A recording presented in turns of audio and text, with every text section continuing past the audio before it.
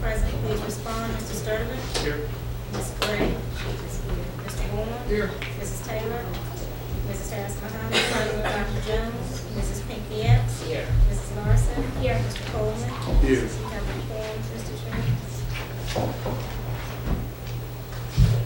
The next item is to discuss for action the turnaround partners. Mr. Chairman. Okay, I'm sorry. Hold on one second. I'm sorry, Dr. Bailey. Yes, Mr. Bourne.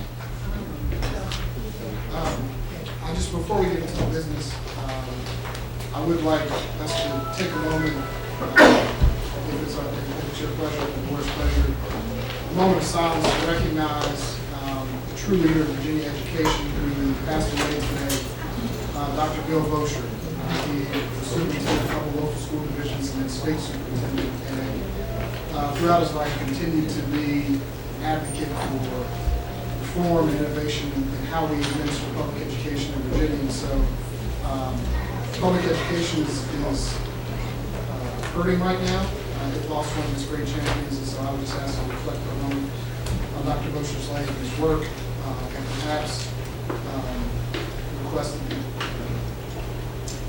our communications office prepare a resolution commemorating his life for adoption of the next board. I'd like to acknowledge that I've actually had several board members contact me today about this issue. And so we have consensus around the resolution that we have here, okay? And tonight, let's just have a moment of silence.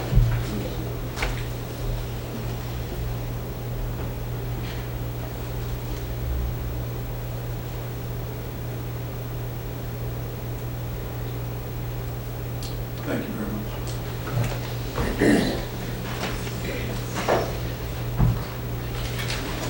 Is there anyone here who needs interpretive services? ¿Hay alguien que necesite un intérprete en español? Okay. Thank you. All right, we'll return to the regular agenda. Dr. Bennett. Mr. Chair and board members, as you are aware, public, part of the accountability process for Virginia requires schools that are in the improvement process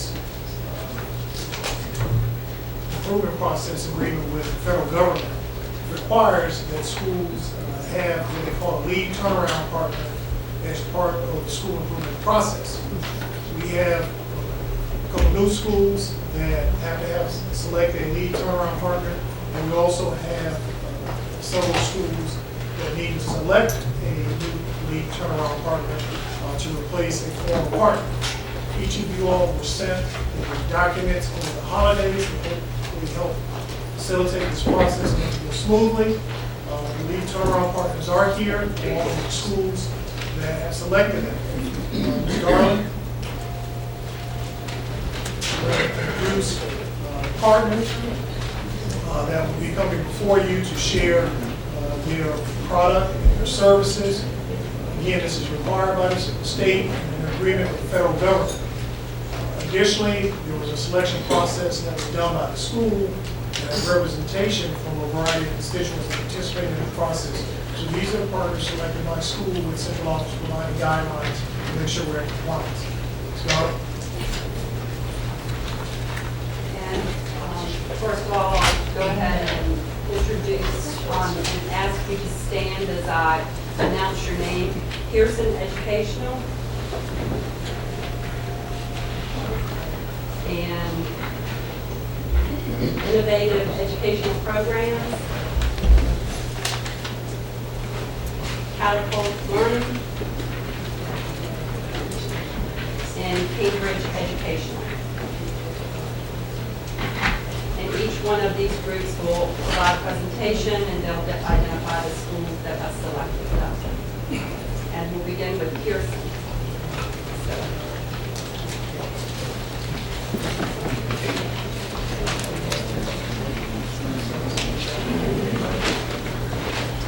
You all have packets with in the order of the presenters with you.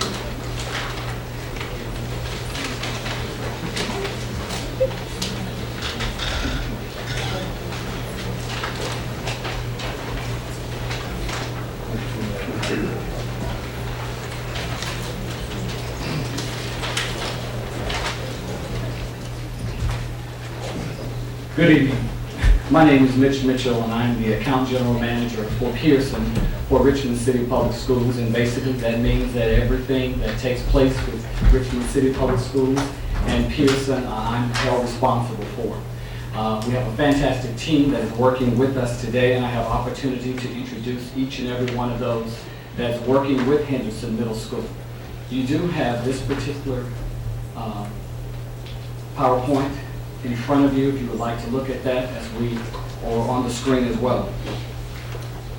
Just one point of emphasis for the board. One of the things we did to help make this go smoothly is the PowerPoint, the format was the format that was required by the school district to bring consistency of the presentation, so to make it easier for you all to follow. Not meant to replace all the other stuff that everybody spent a full night trying to do every piece of detail.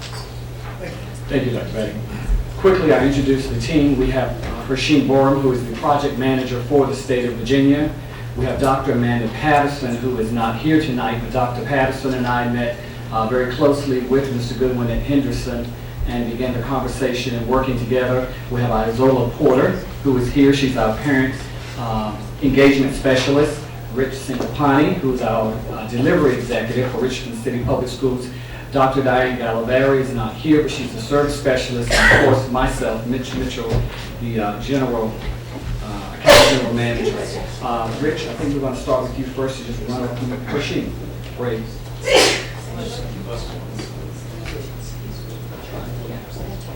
Thank you for allowing us the opportunity to meet with you and share with you the Lead Turnaround Partner Framework.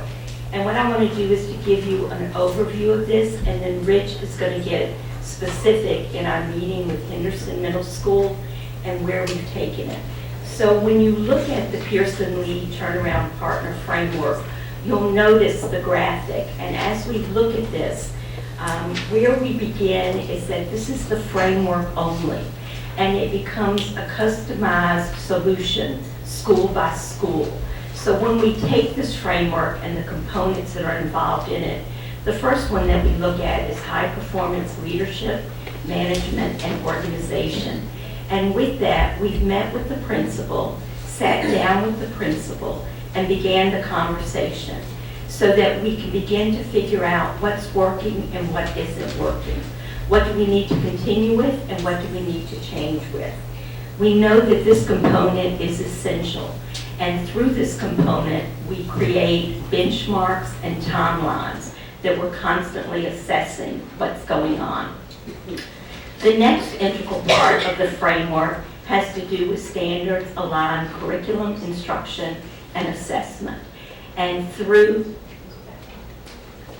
our needs assessment that will take place when everything is approved is when we actually go in and do an assessment and see what is actually occurring in the classroom and where's the gap from what's occurring and what needs to be occurring.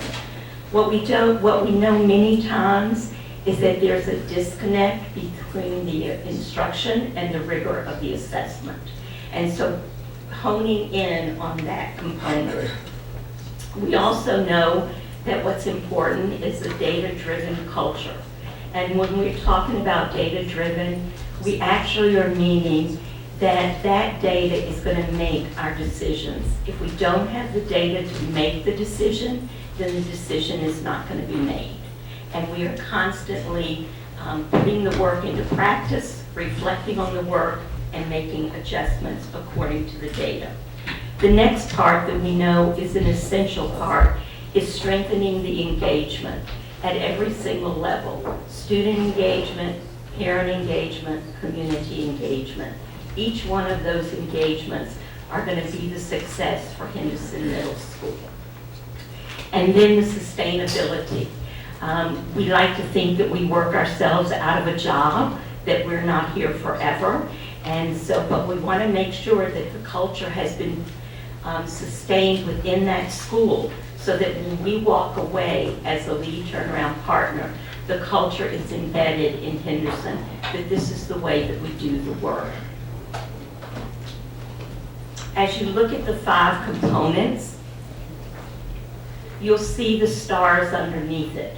So the stars are aligned. These components are essential, along with the Virginia State Standards for teachers, the 7 turnaround principles, and the academic review, the essential actions that have been identified for Henderson. So putting this all together is how we begin the framework, especially for Henderson Middle School.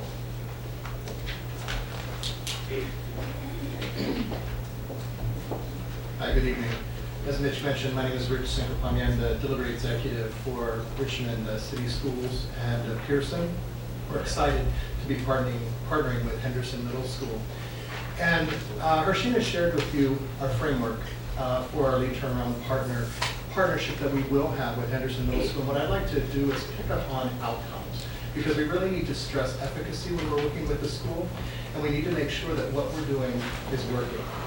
And so, as you see here, we share this slide with you because this is the larger umbrella of the outcomes that we'll be focusing on for Henderson. They're the larger outcomes that we would focus on in any building where we have a partnership. And these larger outcomes are then funneled into a very specific scope of work that is developed and co-authored with the school leadership team, the principal, and the Pearson team. And so just to share with you, you can see our main foci are leadership outcomes, instructional outcomes, and behavioral outcomes. And you all have worked with schools, and you know that these are all very well connected.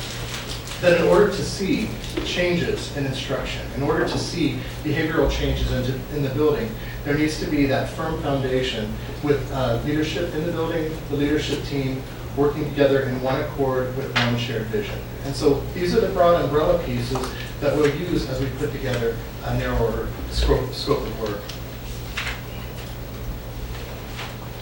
And so, as Hershine mentioned, our team has spent a couple of days at Henderson Middle School. We've had an opportunity to review the report card.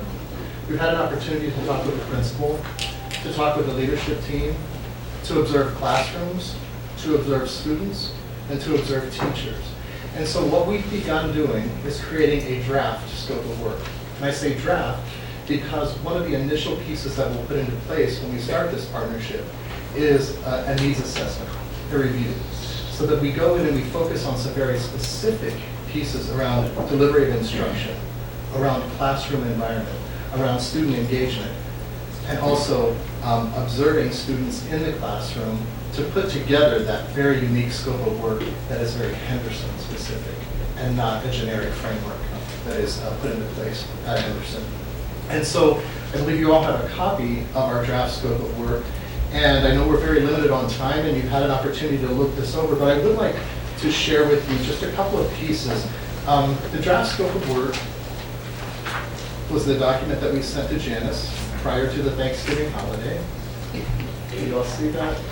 And there's a table where you can see we've begun highlighting settings and groups of folks that we'll be working with in the building.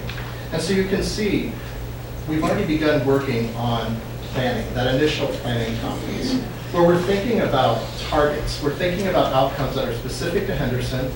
We're beginning to think about a 30-day plan, a 60-day plan, a 90-day plan. We're also thinking about spotlight reporting, how we're going to judge efficacy. How do we know whether what we're putting into place is effective? And so we've already begun those conversations. You also see on this table that our focus will be working with the instructional team, and you can see specific areas of focus that the principal and the leadership team has spoken with Mitch Mitchell and Dr. Amanda Patterson about, and then also the intended outcomes. So we're beginning with the end in mind. We're thinking about those outcomes, and we'll map our course on how we're going to get there. So you can see on the left-hand side, we have some very, very specific ideas that we feel as a team, as a Henderson team, as a Pearson team together, will be priorities for all faculty PD.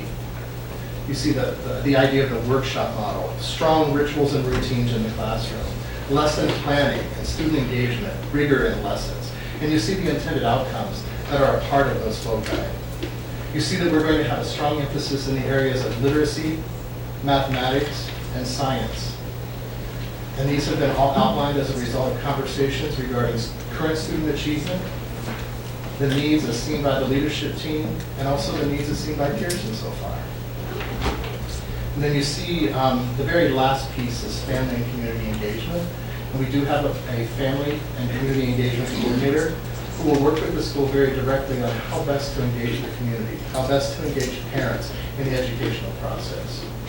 And so the second piece I'd like to draw your attention to is just the piece that outlines our staff, so that you can see we do have folks that have been teachers, that have been administrators, that have gone through Pearson certification in the area, in their content-specific area, and that are willing to spend time on the ground, depending on the model which is selected, the 20, 32, or 40-hour model, in doing shoulder-to-shoulder coaching, doing shoulder-to-shoulder planning, and not just delivering PD for the short term, but delivering PD and then working with teachers over the long haul to ensure that changes of practice occur. Okay. And so, let's move forward on this slide, please. So that was a very broad overview of the scope, and it will develop and it will morph over time based on conversations and work at the school. I would like to highlight some pieces that Pearson will put into place to ensure sustainability. And Hershey mentioned that, you know, we kind of joke that we try to put ourselves out of a job, we try to put ourselves out of a position, but we really do want sustainability. We want whatever is put into place as this partnership is working and growing together, we want that to continue on and continue to grow once we leave. And so I mentioned earlier, one piece that we have is job embedded coaching and modeling. So we are ensuring that we're changing practice over the long term. We have an electronic piece that is it's an online documentation system. It's really it's an accountability piece for principals and leadership in the building to see what Pearson is doing. It's called OneView. And so when our folks are in the building, working with the teacher or working with the leadership team, they actually document the work that's being done. They document the intended outcomes. And so if a principal wants to see later on, you know, what has Mrs. Smith, my literacy teacher, been working on all year? They can go into OneView, do a filtered search, and see how many times Mrs. Smith has been seen by one of our coaches. So it's an accountability piece on both ends, and it also gives us some information for further coaching. We do have a PLC component to our framework, and as I mentioned, side-by-side classroom visits, and we really just want to implement change. So with that being said, one more slide.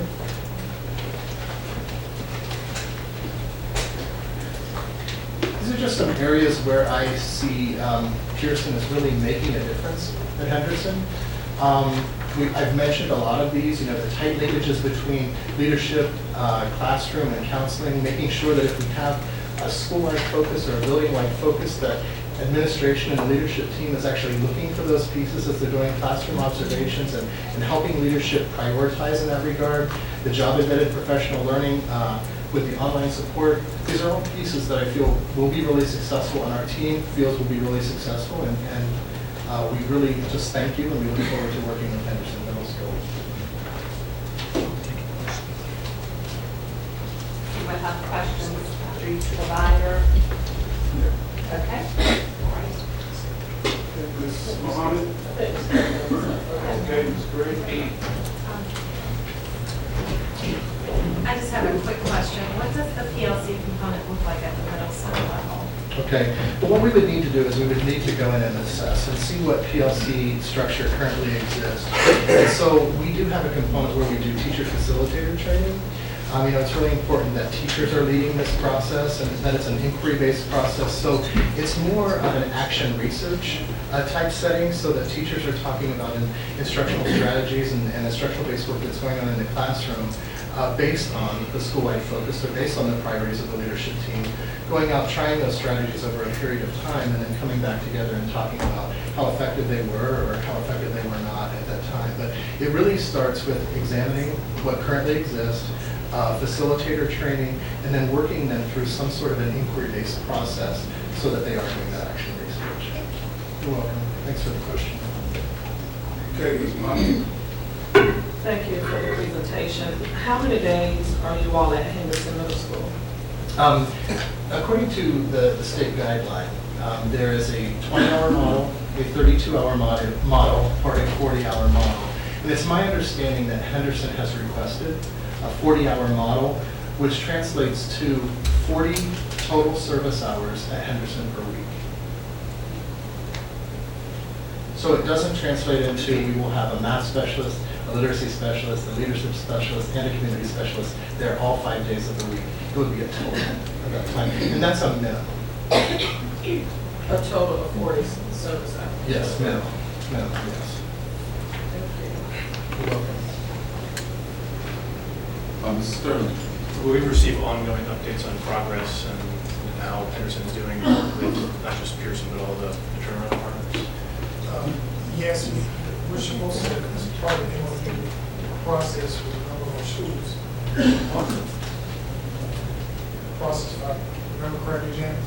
Yes, there's one of my staff meets with the transformational team. Some schools, let's say Henderson, for example, their transformation team meets twice a week. So we have a staff assigned to each of the priority schools that attends the lead turnaround partner, transformation meeting, which the lead turnaround partner is president.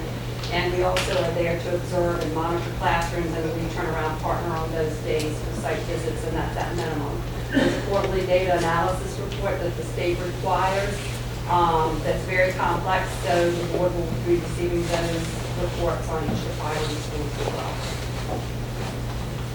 Okay, Ms. Larson, followed by Mr. Bourne. This question is for the administration. I know we received some of this information in our packet that we got ahead of time, but if you could just briefly describe the selection process Okay. for the turnaround partners for each of the schools. Okay.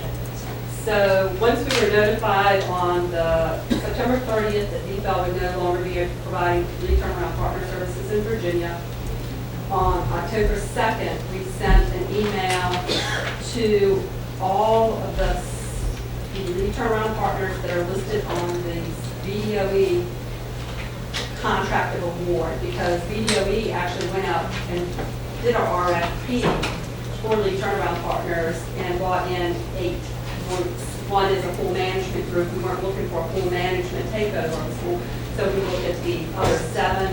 1 withdrew. So we actually had presentations by 6 lead turnaround partners before a panel that included the executive director of elementary and secondary, and my entire office staff, and every principal of every school that was involved, which are 6 that need replacement lead turnaround partners. Once we did that, we, between the panel and the principals, we ranked the top 2. At that point, those top 2 the lead turnaround partners were provided the school report card, the academic review information from the State Department, any needs assessment that had been done at that school, and an offer to visit the school for a day, make an appointment with the principal. So all of them took advantage of that, and the purpose was so that they could do a proposed scope of work and have an idea of what they would need to bring to the table. The top 2 lead turnaround partners completed all those steps, and they provided each one a scope of work to the principals, well, to us, and we forwarded them to the principals. The principals reviewed them, the panel reviewed them, we listened to the principals' recommendations, we had some conversations if we weren't quite in agreement, but for the most part, I think we all reached an agreement of the lead turnaround partner that is presenting tonight for the specific school. So that's pretty much and we did the VDO procurement because these schools were left without a lead turnaround partner as of today. And we were looking for an efficient process without Richmond going out on a procurement, its own procurement effort, and doing an RFP that would take, a couple months to go through that entire process. So we are going off of the state contract of award, which they've already vetted 19 vendors and worked it down to 8. Thank you. Mr. Bourne. Thank you, Mr. Chairman. Thank you guys for the presentation. Then I guess this is sort of a general question about the schools that are middle schools. What each of the turnaround partners, are they integrating, sort of trying to leverage what's going on with, say, middle school renaissance or higher achievement, those sort of enrichment type support systems that are at our middle schools? Are they integrating kind of what they're doing with what's going on there, trying to leverage those resources? All of the lead turnaround partners here have a community and partnership component, and they will recognize and be looking at the different outside entities and what they're bringing to the table. And, you know, we're going to try to ensure that we have a more coordinated effort focused on the school's goals for improvement.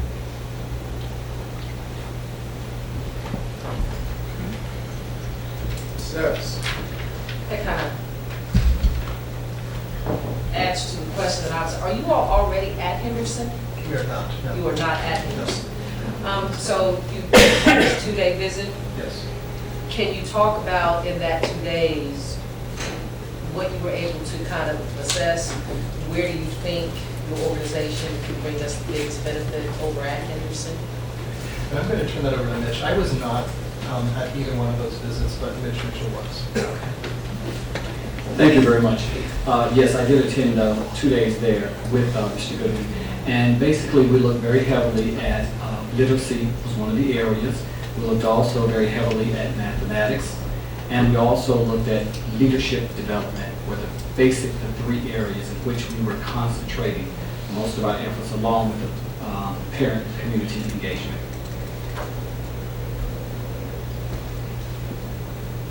Was there anything that stood out? I guess I'm trying to understand. We have a lot of partnerships already at Henderson, a lot of people, so it looks like some of what is here is probably not probably not meant to be a duplicate, but could potentially be a duplicate of services. So was there anything that just kind of stood out that you would do, your organization would bring us differently than what we already have on the ground? Yes, one thing that definitely stood out was implementing the workshop model. And the workshop model is basically having an opening and a closing, and then making sure that between that opening and closing, the student can actually report back to you what has been learned. And we saw different variations of that throughout the building. And based on efficacy, you realize that if you put that in place, you can begin to turn a school. Dr. Petty. One of the things that, you know, that has been happening in our partnership, is we have a lot of partnerships in a number of our schools. They're minus metrics. The accountability piece, they're nice, and we don't want to ever disrespect someone's contribution to us. We're also now having a tough conversation, because I use Henderson as an example, because we are having to reassess the MRS 2020. There's certain things because of their status that we cannot even give up and allow the external person to be responsible for. So some of the partnerships may have to change so that the work that we're held accountable for has to be a part of the requirement for the school improvement model. So we're having to look closely at what can continue, what should continue, not because it may not be good, but because it's not giving a return on investment, and what we can't allow to continue because it has to be tied to the school improvement process. Certain things have to happen. Ms. Muhammad. Can you describe to us what a beginning and an opening is? Everyone may not know what you're referring to. Okay, so some people call it a 3-part lesson or an instructional framework. I'm sorry. Some people call it a 3-part lesson or instructional framework or a workshop. And basically what it's saying is at the very beginning of every lesson in every content area, every day, needs to have a very focused opening. And that focus comes from the SOL. So that sets the stage of what the new learning is or the continued learning for the day. That's a small chunk of the time. What we noticed is that sometimes classrooms become so teacher-focused as opposed to student-focused, where the teacher is doing all the work. So with this 3-part lesson, during the work time, which is the largest chunk of the time, the students are orchestrating their new learning. So they might be working independently, they might be working with a partner, they might be working with small group. The teacher becomes the facilitator of that learning. So what we want is students to learn to become independent learners. That doesn't mean turn them loose without guidance. Okay, but the teacher has the opportunity to have small group instruction and one-on-one conferencing. And then what we know is that you always need to bring closure so that you can clear up any misconceptions and misunderstandings of the lesson. That's an opportunity to do formative assessments. So you don't want kids to walk out of the classroom with a misconception or a misunderstanding. So if we put this in place and we talk about student engagement, students become much more engaged when they have an opportunity to have that kind of instructional delivery. Mrs. Taylor? Fine. I'm wondering, how often would you pull teachers out of the classroom for professional development? How often? Is that a weekly occurrence? Is that a bi-weekly occurrence? Exactly how would you engage the teachers in the professional development?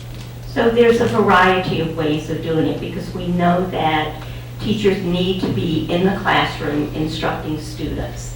And so that time is so precious. So we do it during teacher planning or content or grade level or team meetings.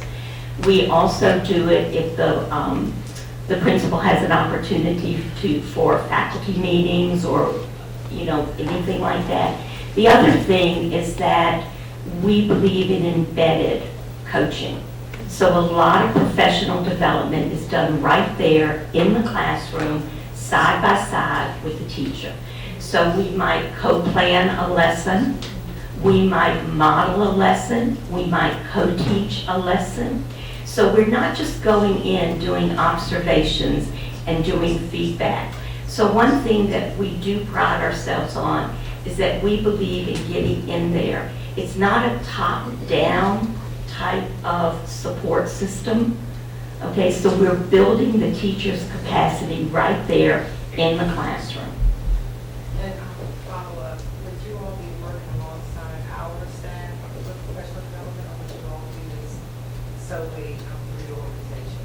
So it's a combination, because if we want to build that sustainability, it's the kind of concept where I do, you watch, I do, you support, you do, I support, you do, I watch. So building that capacity with them so that they become teacher leaders. I'm sorry, not our teachers themselves, like our professional department itself, that separate entity.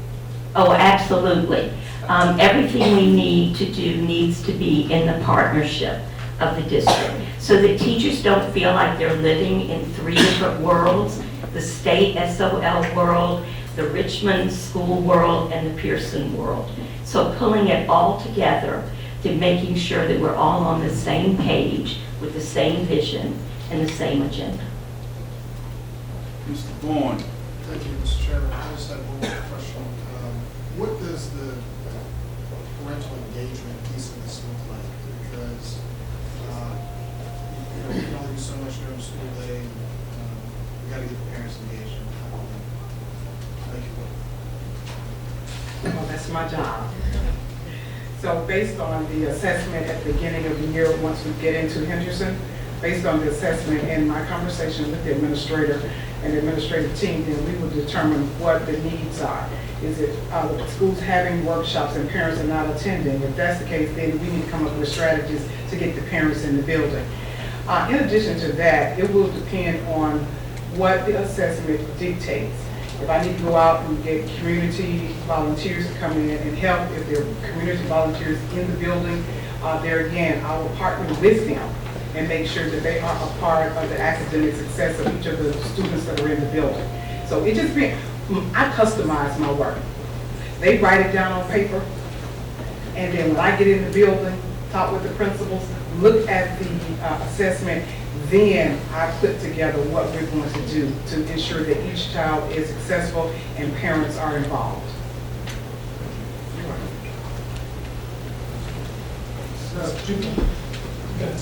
Okay. A follow-up question, if I may, for you as well. If the principal of Henderson is present, perhaps there's an opportunity we can hear from that individual as to why they think this would be the best fit at Henderson. But I'm sorry, I didn't catch your name, but if you come back to the podium for me, please, I want to talk a little bit about this parent engagement piece. At least one of the entities that's already there in the school, Communities and Schools, they do an assessment at the beginning of the year, towards the end of the school year, I believe. How do you plan to use their assessment? Are you going to initiate a whole new assessment? It's my understanding as well that CIS is also has some third-party arrangements with other entities that come into the building. How would you all fit that into how do you make that work with everybody in the building? I think Hershey alluded to the fact, if there's something already in place and the principal is feeling great about the assessments, then there again, I would sit down with all of the community volunteers and then we would come up with a plan. Because if it's about, there's a workshop for parents and the attendance is not there, then I need to get all of the parties, we need to get together and come up with how can we get the parents here? How can we ensure that the parents understand the instructional model, the opening, the work period, and the closing? Making sure parents have a working knowledge of the instructional focus for the day or for the school. So I would work with whoever the partners are there and make sure we get the work done. Okay, principal, you come forward. I thought I was going to avoid this one. Good evening.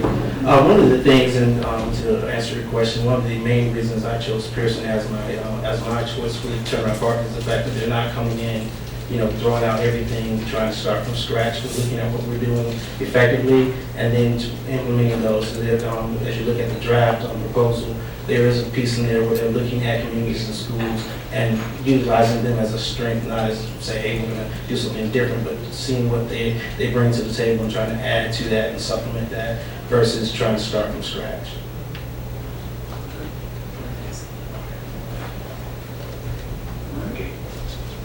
Okay. Thank you.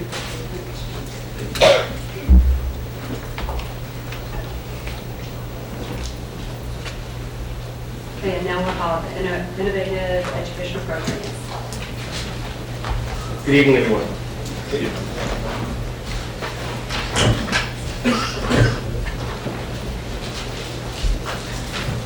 My name is Jason Lodi. I'm the Vice President of School Development for Innovative Educational Programs. And myself, along with Jim Simonik, who's the President of Innovative Educational Programs, are here this evening to talk with you tonight about Richmond Alternative School and MLK, two schools with whom we'd like to have an LTP relationship. One of the things I'd like to share with you since we're new to Virginia is that IEP has a very long history in school improvement and school management, school startup and turnaround. We have over a dozen schools in Puerto Rico that have identified us as lead turnaround partners. We have a Detroit charter school in grades 7 through 12 for pregnant and parenting teens, which is classified as a general education school but works with an alternative population. We have a number of New Jersey public and private partnerships, pre-K through 12, especially schools in the high school area with significant special education populations. We have two proprietary turnaround instructional models. One is called Project Child for our elementary schools, and the other one is Project Teams for our middle school. They're a similar model, except a different student population. On average, we serve over 15,000 students each day, and we, this year, are in Waterbury, Connecticut as a lead turnaround partner for their school district, and recently we've been selected as the state lead turnaround partner for the state of Indiana.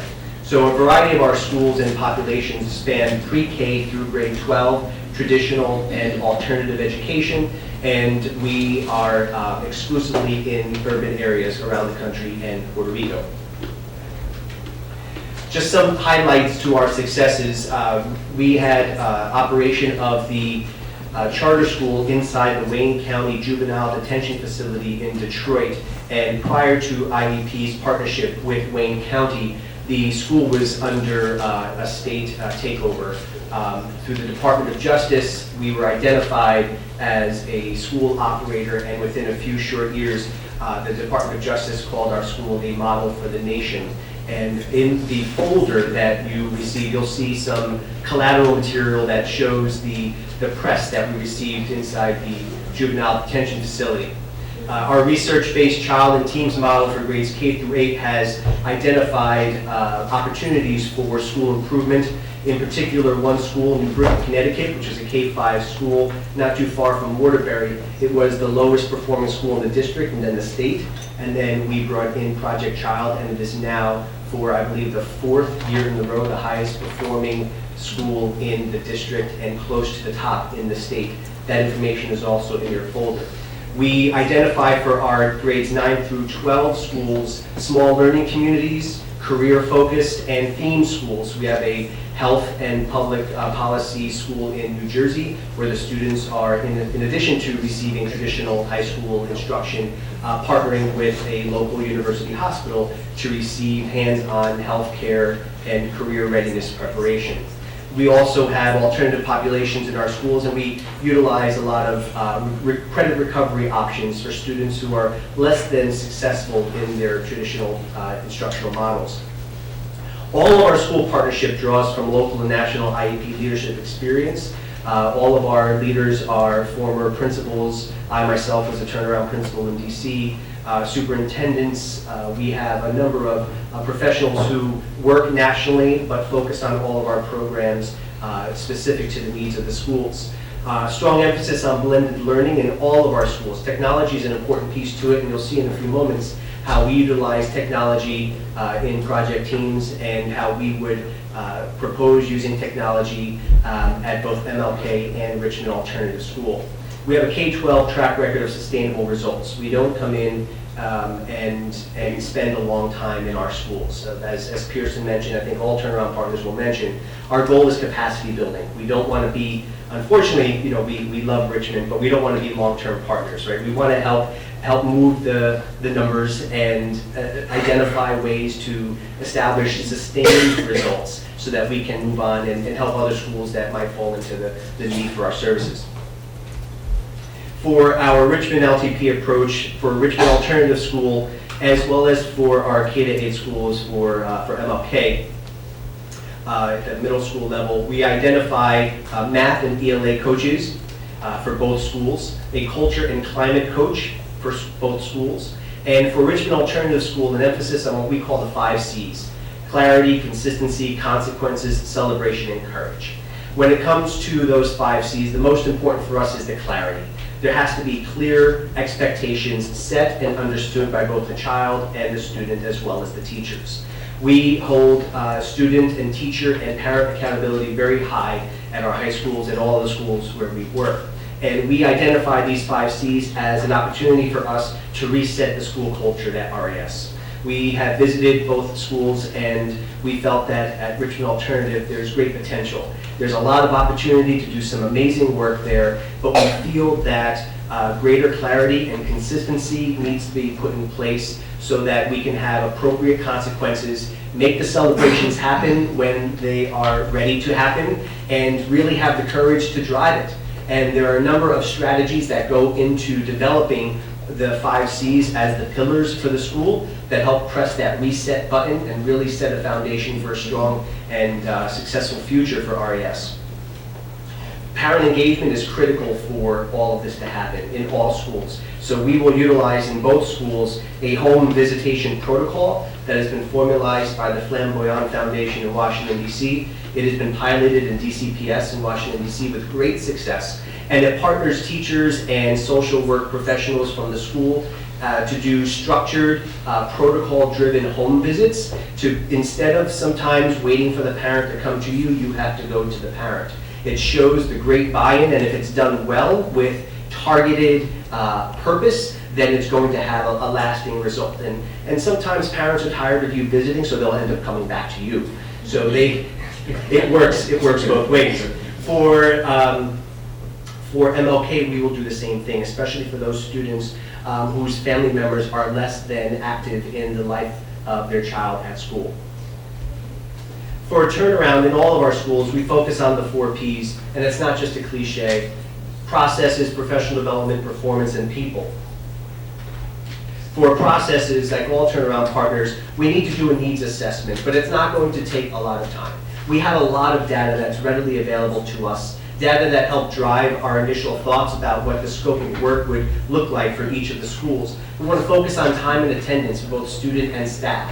We do know the correlation between staff attendance and student achievement, and we want to look at any possible trends that are both positive or negative within both schools.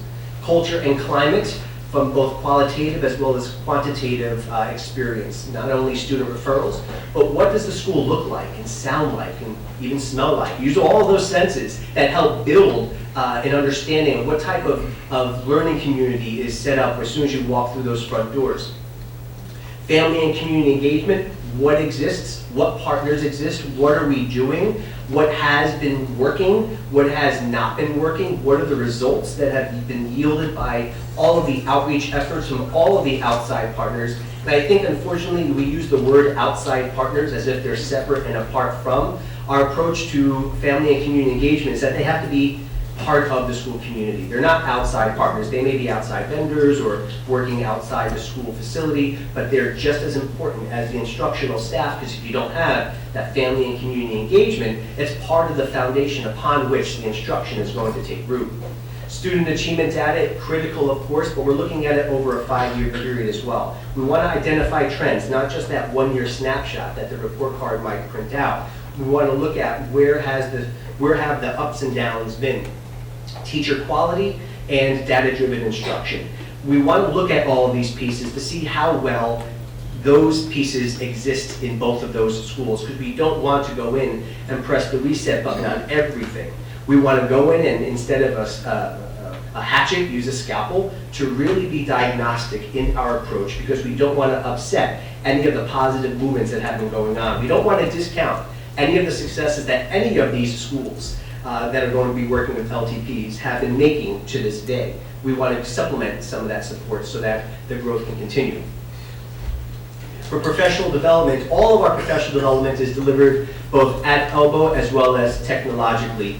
So it is needs driven, so we don't just say, okay, everyone's going to get an edition of Classroom Instruction that works, and everyone's going to read that book. That doesn't make sense. It's not as cookie cutter as that. That needs assessment is going to drive what is done professionally in terms of development.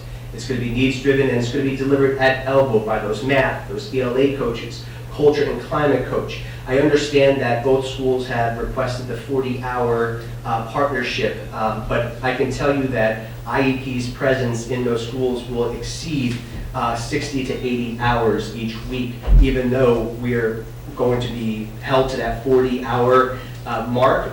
The work that needs to be done will take more than 40 hours each week, especially at Richmond Alternative.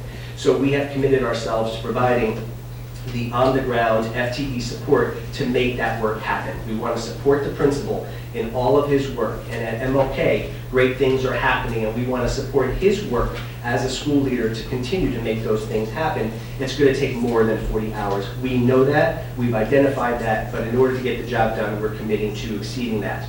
We're bringing in project teams, which is a research-based model. That will be at MLK. However, a lot of the best practices that this instructional model brings will benefit Richmond Alternative.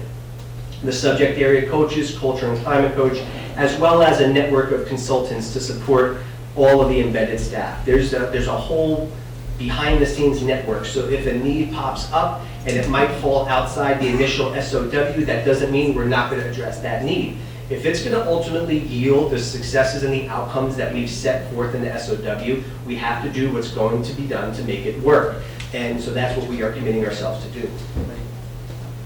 In terms of the classrooms, we see all too common students sitting in rows.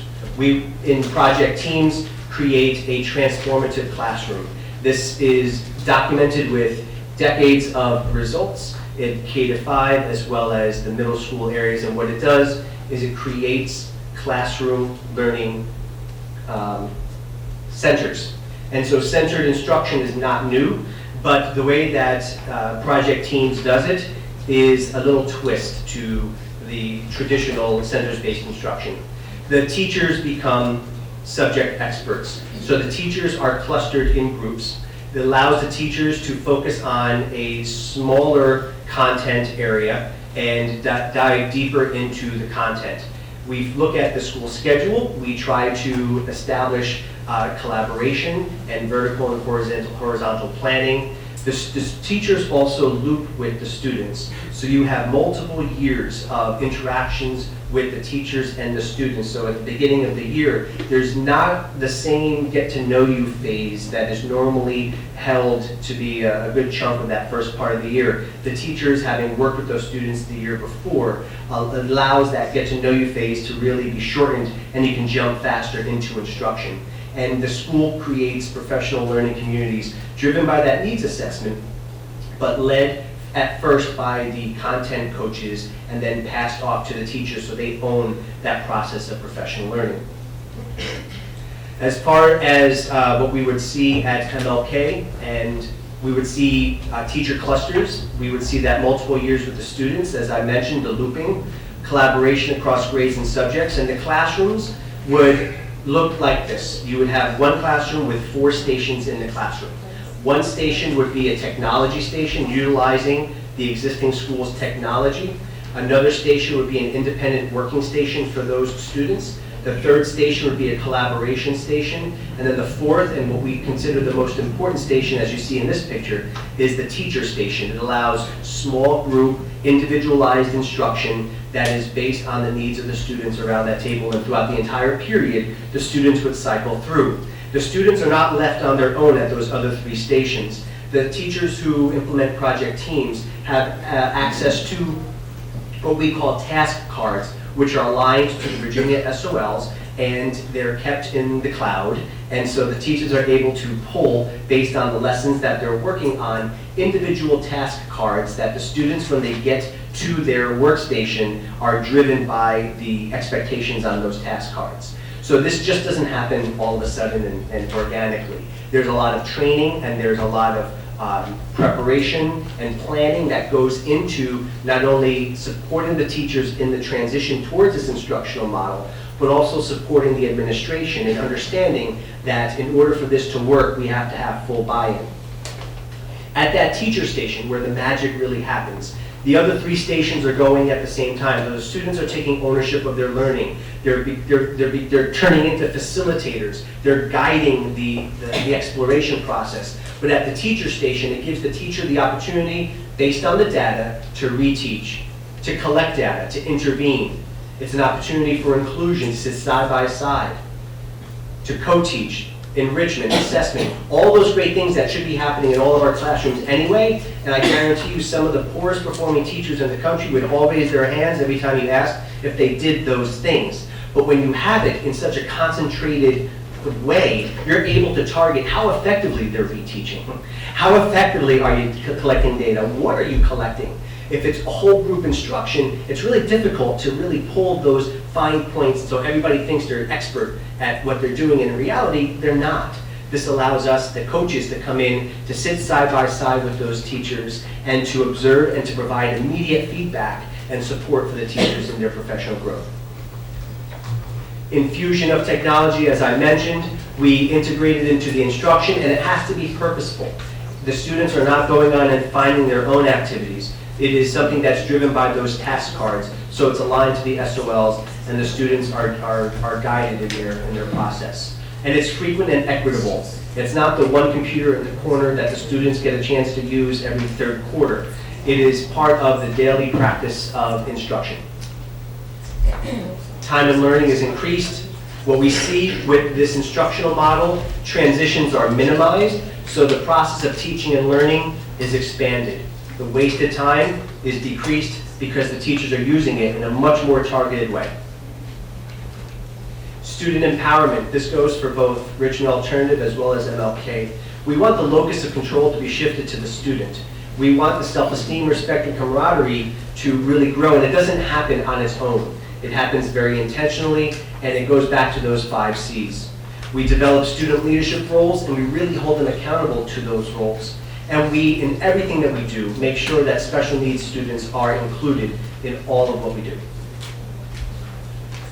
The last two slides talk about the final two Ps. Performance, we will develop that 5-year trending report I alluded to earlier. Based on the needs assessment, we will publish publicly the goals that will be set for the year with quarterly benchmarks. We will establish growth goals that the content coaches and the culture and climate coach will be responsible for driving, so that they can, by modeling, allow the teachers to see and to experience and then eventually take on those behaviors and practices that will facilitate the sustained improvement of the school. Content, area, behavior, and time and attendance for both student as well as teacher. And then the research. And again, this is in your folder, and I'm not going to read all this to you, but Project Child and Project Teams has sustained results that are documented. One of the things that I'd like to point out is that parents report a high rate of satisfaction. Why? Because part of the model is a home and school communication piece, where the students, as they travel through those different centers in the classroom, they carry with them what we call a passport. So they are actually journaling the process of learning. It's like the old KWL charts, what I know, what I want to learn, and what I learned. They're journaling and they're processing through that, and then at the end of the day, the teacher takes those and can review them and monitor the child's individual process. At the end of the week, those passports are sent home. So the parent can read day by day what the child has experienced in class, and then the teacher feedback, and then they can provide feedback and send it back to the teacher. So that if you ask the parent what their child is doing in school, they can tell you, because they're getting real live reports and they are part of the learning process. One of the other pieces I'd like to highlight is that teachers report higher levels of job satisfaction, because they find that instead of being large generalists in their classrooms, they can really pinpoint their focus, and they tend to really learn to love what they're doing, because they're not being asked to do so many different things that might fall outside of their expertise. I was a middle school math and science teacher, but if you asked me to teach reading, I probably could. Doesn't mean I should. And then people, teacher and principal development. We will provide executive coaching, not so soon. We will provide executive coaching for the principal. We will work with community leaders that are already in the school and help identify, in some cases like at Richmond Alternative, other ways to bring in community service providers to help support the social and emotional needs of the students. On the ground, we will have content specialists, cultural and climate specialists, as well as teams implementation consultants, so that as the program is being implemented, there is an expert who has already done this in multiple schools to help support the principal in identifying ways to help the implementation go smoother. And again, let's build capacity instead of develop a long-term partnership. Any questions? Hey, all right, Carson. Thank you. Sure. I have two questions. The first one is about the blended learning. Do you bring in resources, or do you utilize what's already in the school? We first identified the existing resources in the school, because we know that there is, when it comes to technology, no one-size-fits-all approach. We also want everything that we do to be aligned with the district's priorities.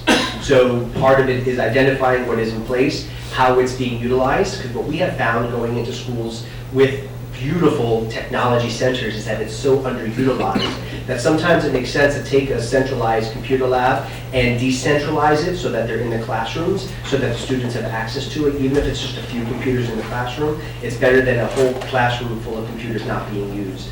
And so if there needs to be supplemental supplements to the existing plan, then we will work with the school district to see what timeline might exist. I know, speaking with a couple of other principals, they're waiting for some procurement to go through for computers to come into their schools. So we don't want to just assume that what is there is what will be there when we start to implement the blended learning. Okay.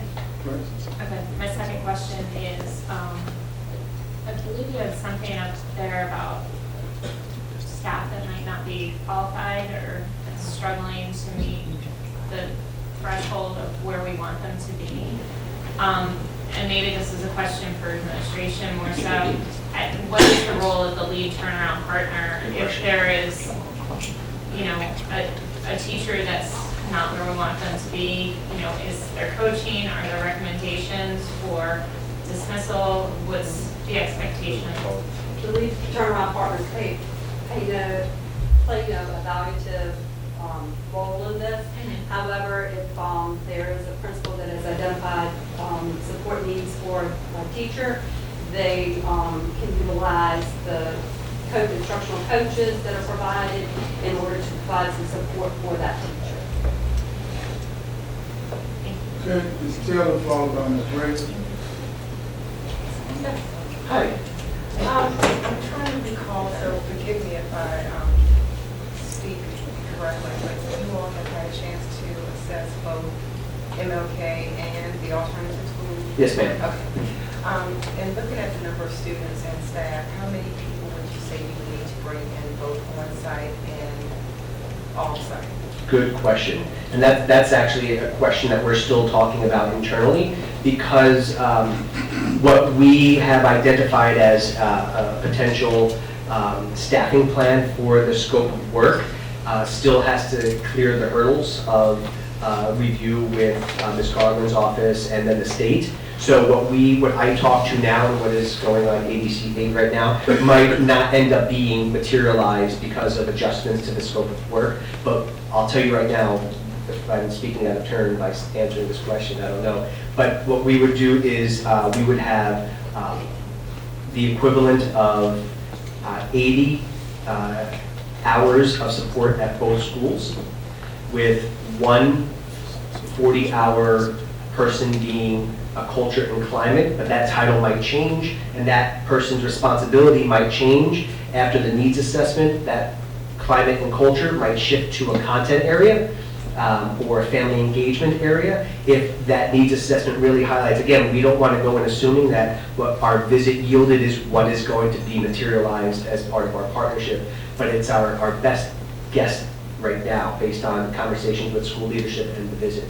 With Richmond Alternative School, we would have multiple culture and climate support, both for the teacher as well as school leadership, and then content support as well in both math and ELA. And we're not sure if it's going to be 2 people, one for math, one for ELA, or one instructional coach to support the individual needs that are going to be yielded by that needs assessment.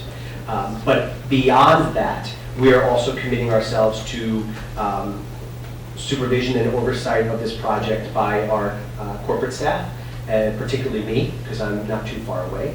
And so I will be able to be on the ground as needed, but also we have the project teams support, which is a network of consultants who will come in at the beginning to train all of the teachers, to train the teachers over a 4-day period, and then to be in the building. In addition to our coaches who are FTEs in the building, we have the project teams, we'll call them consultants for lack of a better word, but they will be in the building at least once a month, visiting every single classroom and then checking in with our implementation specialist to make sure that the implementation is going smoothly.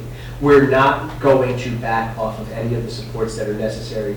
What we feel is that at Richmond Alternative, the support needs are great, and we are going to do what needs to happen in order to make it happen. We have success in alternative education. There's no silver bullets and there's no secret sauce. There's going to be a lot of hard work that's going to have to go into it. And because we know it's going to exceed 40 hours, this is about the kids at this point and the success of those kids and the success of the teachers, which yield the success of the community. Like, it's just that ripple effect. And whatever's going to need to be done is what we're going to do.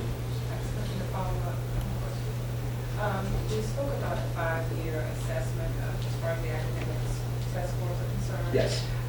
About 3 years ago, we changed the level of rigor, more specifically the way the questions were worded. Mm-hmm. How would you incorporate that into your plan of action as far as getting teachers to work implement, or your consultants to come and implement that type of specificity for our staff? Sure. So when we take a look at the 5-year trending, it's not, we don't just look at the numbers. When we see every school practically in the state take a dip at that year the transition took place, like, there's a reason behind it. And it's not necessarily specific to that school, or it might be. That's part of the investigation and the conversation that happens at the school level. So what our team would do is, of course, take that into consideration. But more importantly, what has happened since? What has happened since? Have those numbers continued to drop? Because then at that point, you have some important red flags and data to really make a determination about the type of supports. And then beyond that, when you take a look at the report cards, what are the subgroups showing? It's not just the bolded numbers. When you break it down and you disaggregate that data, what are the subgroups showing? Are they showing any growth? When you break the students into those 3 tiers, how many of your students from tier 2 end the year on tier 3? How many of those from tier 3 end lower on that tier? Where's the growth happening, if at all? That's what that trending report's going to show.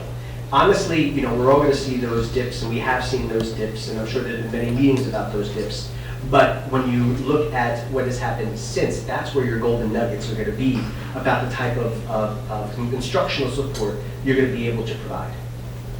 Sure. Ray, followed by Ms. Mohammed. Okay, I just have 2 rather quick questions. With respect to the alternative school, you said you were going to look at cultural climate, not just the intangibles, but the actual facility. And we went in there knowing that the facility was lacking. But will you be able to provide some practical things that aren't going to impact our budget per se as much? Because we're working on addressing the facility things. I mean, I've been in the school, and even just the heating and air conditioning presents challenges to learning. So are there going to be some practical things that you can present us with as far as the... Yes, you know, in that building in particular, there, you know, when you look at that culture and climate, we feel that the culture is not just behavior, that it's also facility is part of that. And so we are able to provide a facilities review, and as well as a threat analysis. We can work with the Richmond Police to identify if work has already been done. Part of my personal experience before going into education in DC, I was a DC police officer, and I was on the gang enforcement unit, and we were trained in school threat assessment by the U.S. Secret Service. And so part of my responsibility as a DC police officer was to go to all the DCPS schools and identify some of the structural as well as facility-related issues that really impact student learning. And so we are prepared and able to do that at Richmond Alternative. We also know that at Richmond Alternative, there's multiple schools, and so there's a complex issue there that is beyond the heating and cooling. But it doesn't mean that you have to do major adjustments to the facility. There can be some really simple policy and procedures that go into place. One of the things I want to highlight from our brief visit there is that consistency in security is going to be critical to making sure that when the kids come into the school, that they stay in the school. I can't say that happened the day I visited. So stuff like that plays a pivotal role in all of the other stuff that we want to do. If we don't do that very rudimentary safety security assessment, then forget about the instruction.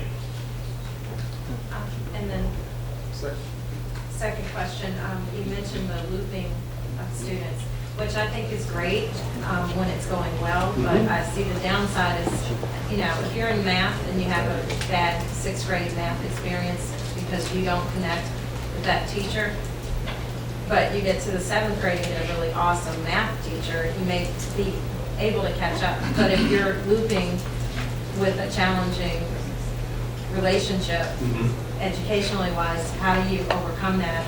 And the other piece is, how do you not pigeonhole a child that has a really bad year, and that teacher gets a really negative feeling or impression of that student, and they can carry it on. Right.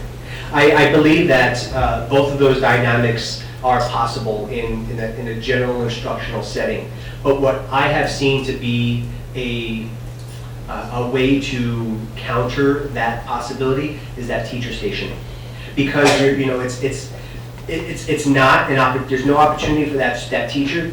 In some cases, they would ignore a student that they may have pushed off in their mind, right? They wouldn't call on them if their hand was raised. You can't escape interacting with that student in that teacher station because it's a very small learning community at that point. And every child cycles through it, so you can't push them back to another rotation so they never get to you. Plus, the at-elbow coaching is going to provide that oversight, and the data is going to show it. The data that's going to be tracked is going to show that individual students' growth or lack thereof And at this point, we can identify, sure, individual student challenges contribute to their maybe lack of success in academics, but there's also a very important teacher role that plays in that as well. So when you don't just look at the data and say, okay, let's put a plan in place, you look at the data and then you ask the question, why is this data showing? Why isn't this child growing? And then that at elbow coaching could actually yield biases that the teacher may hold against an individual child. Bias is a very important piece to identify very early on, or else it can negatively impact, as you brought forward, the child's whole school experience. Sure. Mrs. Muhammad. I have 4 questions. Let me get my pen out. Excellent. You can have them all at once, or I can give them to you one at a time. Let's go one at a time. Okay, Yes. awesome. I might have missed this, but what is SOW? Scope of work. Okay, all right. That was one? Yes, that was one. Talk to me about how will it look when you hold student and parents accountable. Mhm. You mentioned that in your presentation. Sure. So the district doesn't do that well, so, and don't take this personally, but I want to know what you're going to do differently. Okay. So it can look a number of ways, right? I don't want to give you a definitive answer. I can give you what I think it should look like. And how it actually happens is going to be based on conversation with the school leadership and the district as well, because we want to go into an accountability plan that we know we're going to be supported as well. Because it doesn't make sense to hold or attempt to hold students and parents accountable if there's no support behind you, right? Because then if there's any challenge to it, then you really don't have a backing to really emphasize the value of accountability. So what we would make it or propose that it look like would be student contracts, and instead of student contract, let's call it community contracts.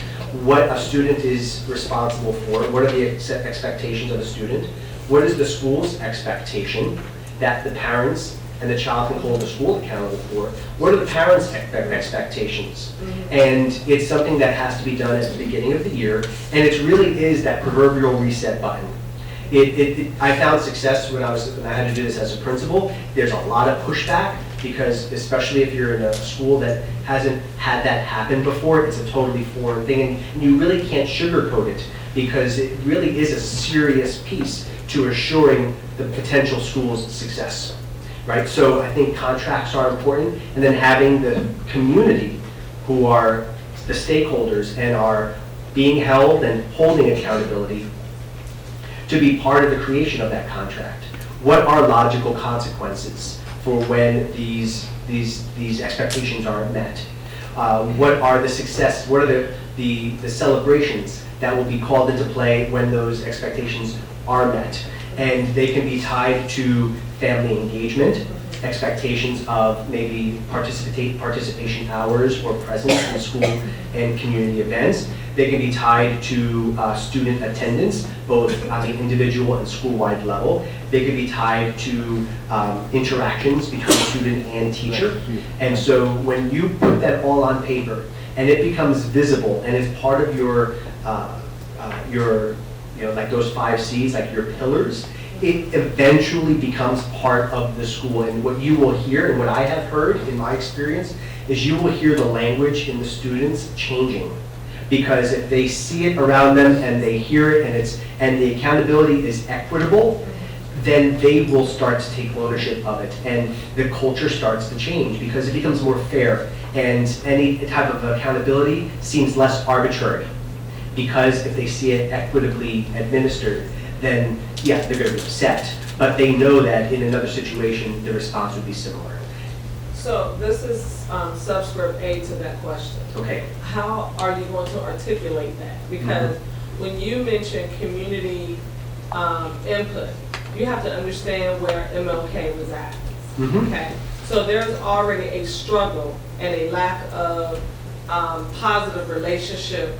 Good, if it's intentional or not, it's real and it's a data. Sure. Okay. So I'm just trying to understand how that's going to be articulated. How are you going to have a community that has one of the highest poverty rates in the city. Not to say that students cannot succeed, but how are you going to engage the parents at the table with that type of accountability? Well, sometimes you have to bring the table to the parents, right? Sometimes you have to make concessions at the start, and sometimes have that conversation on their terms, right? You have to give in order to get. And so you don't want to start that relationship off like this. And that's why those home visits are really important. That's why having this conversation not at the school is important, because there might be that separation. The family will never step foot in that school for whatever reason. So why not have it within the local communities multiple times? And you have this conversation that you can kind of aggregate and pull together this contract or this agreement, and it slowly develops that buy-in. This is not going to be an overnight success. It's going to be a long struggle with some ebb and flow to that. But if we are really mindful of that process, then we're going to know when what we're doing is going down the wrong path, and we can pivot. We're going to rely heavily on the school's leader, because he's going to be really, really, really pivotal in making sure that those relationships continue. And he's got the charisma and the energy, I think, to really be a voice of this process. And it's also going to be part of that community's attempt to develop that relationship with him, because he's also new to the community. So it's a both and at this point. And it's not going to be easy, and we know that. And being a lead turnaround partner, we're already seen or will be seen as outsiders. And that's why we will help work from the sidelines to make sure that this is a school function. This is a school process. This isn't an IEP process. Because when we go, it's not going to go with us. It's going to stay. Okay, so another subscript to that question, and I'm almost done. Sure. So I would suggest that when you all begin articulating that, I would bring to the table Richmond Redevelopment Housing Authority, because they have a strong partnership with the families that whose children attend MLK. That's just a suggestion. Sure. So my next question is, how will your company implement or integrate the technology that we have at MLK? You've been there, so you know it's a new school, you know it's a beautiful school, and they have some of the best and newest technology in the city. So when your presentation talked about these center learning stations and how they should look for a more student focus, I'm not seeing that, because from what I hear from the staff, they have technology that they do not use. And it probably is because 30 seconds. They have not, I'm still in somebody's time, been trained or, been trained to use the technology on a consistent basis. That's right there is the key. Talk to me about that. Right there, what you just said is the key. We can buy millions and millions of dollars worth of technology, but if the teachers aren't trained in, just think of the smart board phase we went through a couple of years ago. Everybody wanted smart boards, and they turned out to be glorified whiteboards that looked like x-ray machines that weren't touched, right? Someone would take the CPU from it to use in another room because that one burnt out. So if technology is not complemented with professional development, don't buy the computers. Don't buy the laptop cards. Don't get wireless. Buy easels and paper and pen if that's where your energies are going to be spent. So professional development is key. And so what we do as part of our 4-day training at the beginning and then ongoing as needed is implementing the professional development to support the teachers in how to use the computers. Because the computer use is going to be driven by what I call the task cards. And so the teachers will have access to this bank of task cards that already exist. Plus, they'll be trained on how to create their own task cards probably within 6 to 8 months after implementation. When they have a greater confidence in using them, they can begin to craft their own with support from the coaches to really target the use of the technology. By then, the students and the teachers, because the students have to be trained as well, it's not just the teachers, Right. that the whole school would be professionally developed by IEP to support the use of technology and instruction. We don't want it to be just a place where the kids go and play the Minesweep or some educational game that may have merit. It has to be aligned to what's going on in the classroom. But like you said, the professional development is critical. And that might mean developing the competency of a teacher to get over their technology phobia.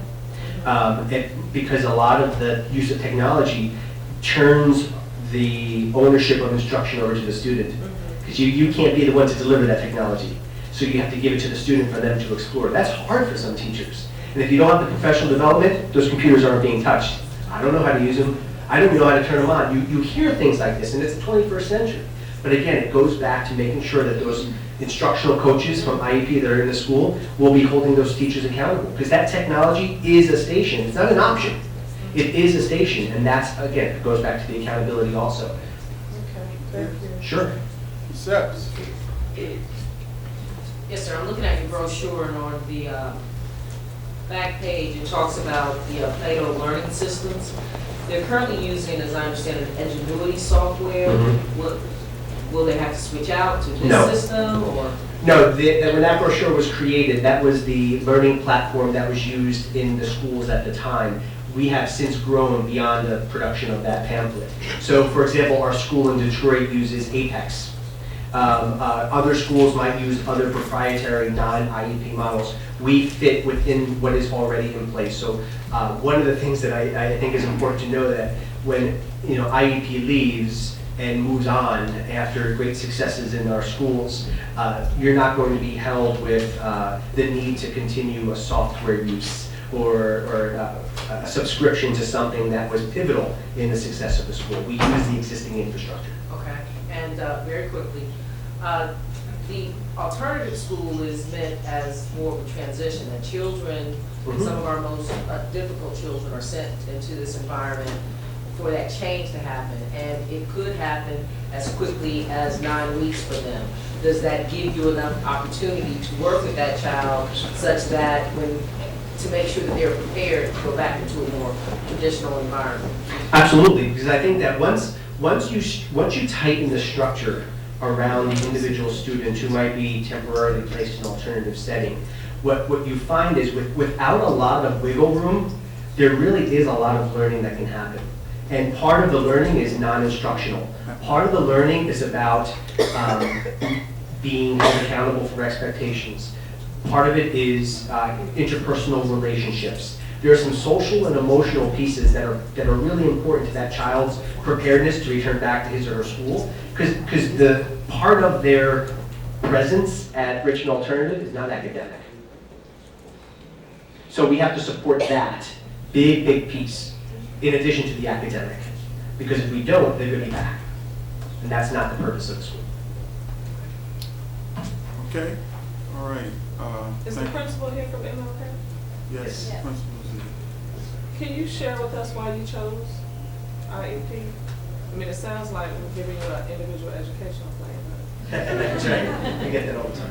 Thank you. Good afternoon. I actually chose this company because what he shared with you is actually a vision for me at MLK. I like the idea they were coming in brand new. I like the idea that they're saying time is going to be a part of this. We're focusing on the academics, which is important, but we all know there's cultural changes that must take place in the school, and the cultural change cannot take place unless we change the staff attitude, the students' attitude, as well as the community attitude.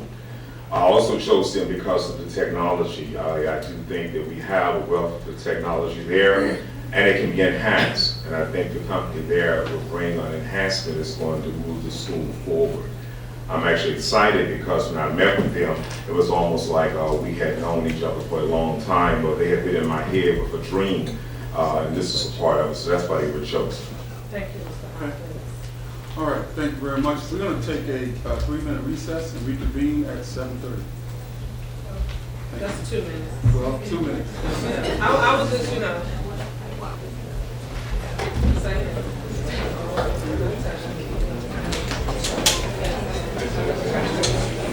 Administrative.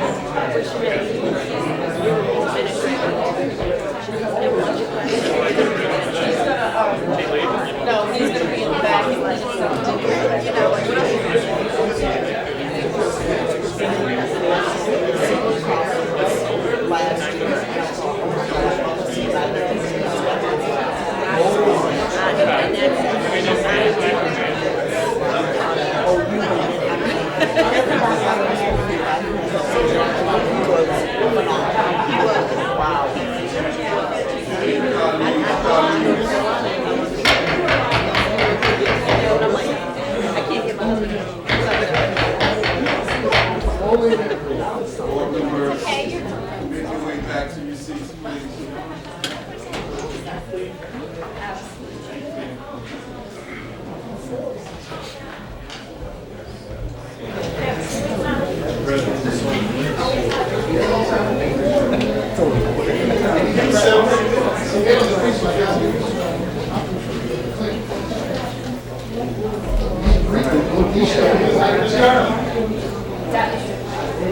Yeah, can you bring the next person up so we can roll? As soon as you do that.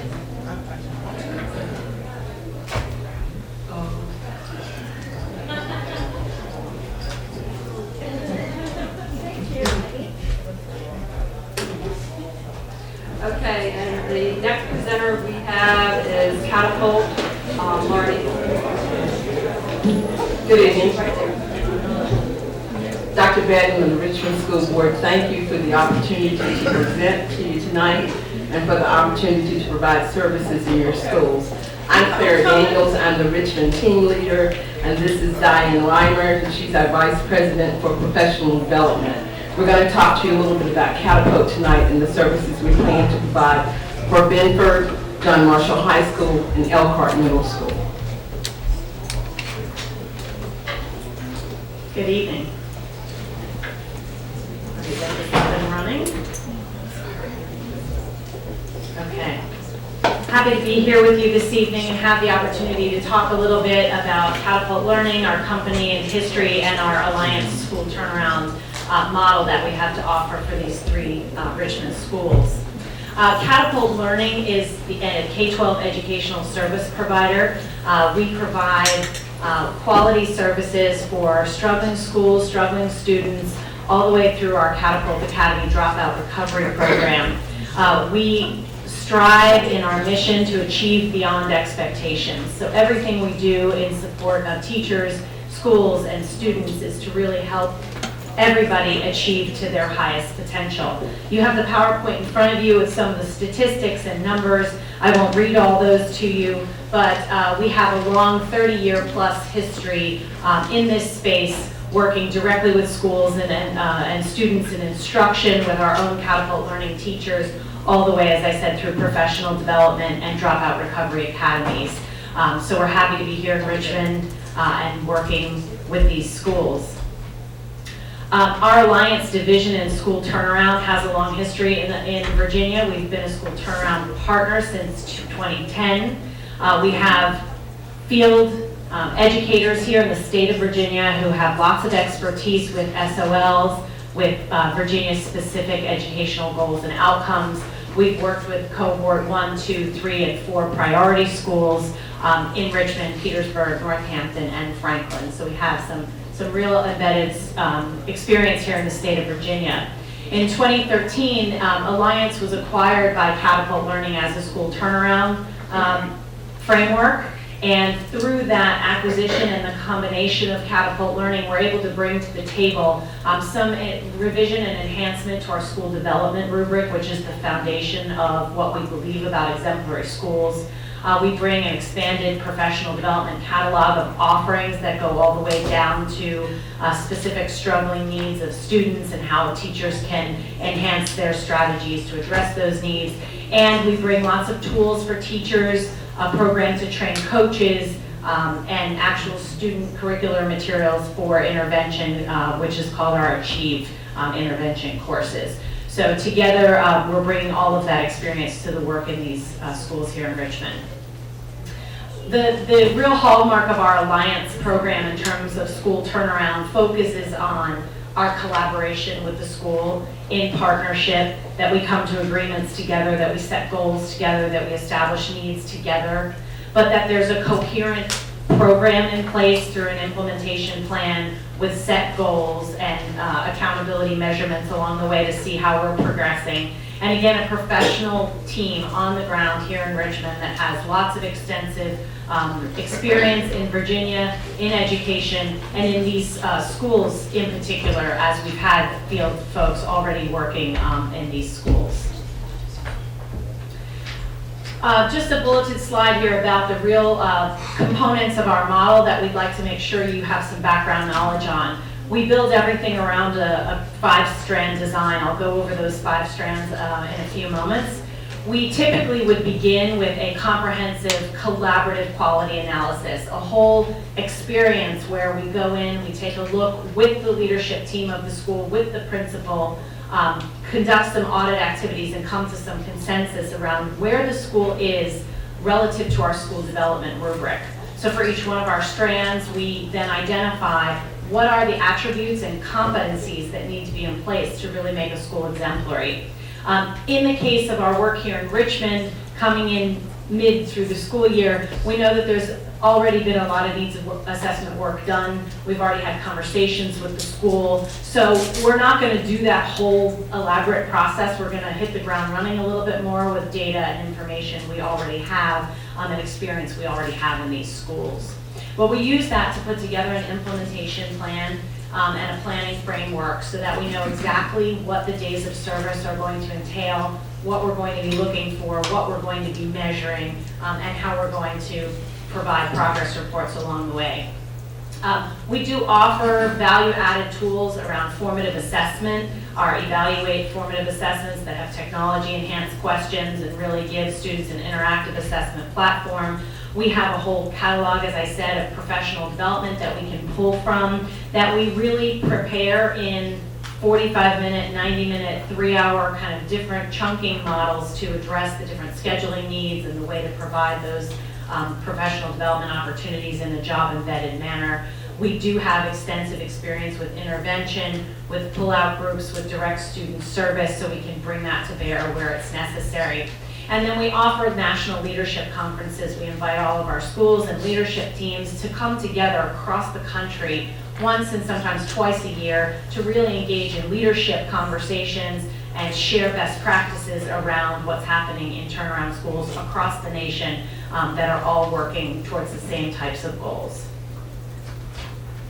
Taking a look more specifically at our 5-strand design, we really believe that each piece of this has to come together to create exemplary schools. So we base these 5 strands are the basis of our school development rubric, starting with leadership, a mission, vision, values, and goals that are known, established, and agreed upon in the school, all the way through a distributed model to make sure there's a leadership team and other folks engaged in that process and owning pieces of it along the way. Taking a look at that learning environment that other folks have already mentioned here this evening, not only the physical space in the building, but also the environment in each classroom and the focus on learning and the expectation that is in place for all students. Pedagogy and curriculum, of course, really looking at instructional strategies, instructional framework, consistency and the clarity, other words that have been used here tonight, and making sure that professional development that's provided to teachers really is based on their pedagogical and curricular needs to really impact student learning. We have a whole strand called Assessment for Learning, so that it's not just benchmarking student achievement along the way, but using those assessment results to change what's happening in the classroom and to change the approach that teachers are using so that it becomes for learning and for improvement. And then student and family support, again, where we take a look at those community partnerships, take a look at the processes that are in place for identifying students that are in need of intervention, making sure that opportunities exist across the school to support all students and all families. So that is the 5 components that make up our 5-strand design. And then we take that and we put this implementation process in place where we are in a continual cycle of plan, do, study, act. So we take a look at what's happening, we create an implementation plan, we really have a relentless focus on that, and that's what those days of support and us being there to continue that conversation and not let it fall off the radar and not let it lose sight of what we're really working on. Making sure we're taking progress measurements and tracking that along the way, and always being willing to act on that and then adjust accordingly. Come back to the beginning, take a look at what's working, readjust, and work collaboratively through the process as we go through the year.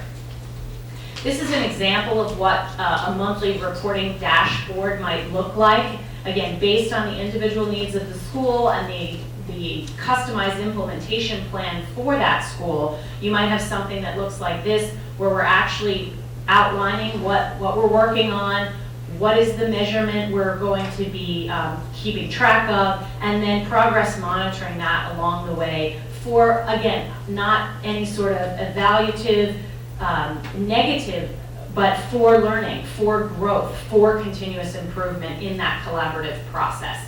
So that's an example of what something like that might look like back to the school with the leadership team and to this group and others as well.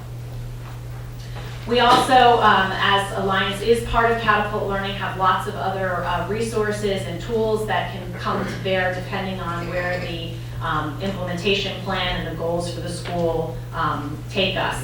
We have individual classroom connectors that talk about individual instructional strategies for teachers. We have comprehension intervention materials that really help students make that transition to being able to read and gain content knowledge from their reading, coaching connections, evaluation tools, so lots of other resources that our folks working in Richmond will have access to support the needs of the schools that they're working in.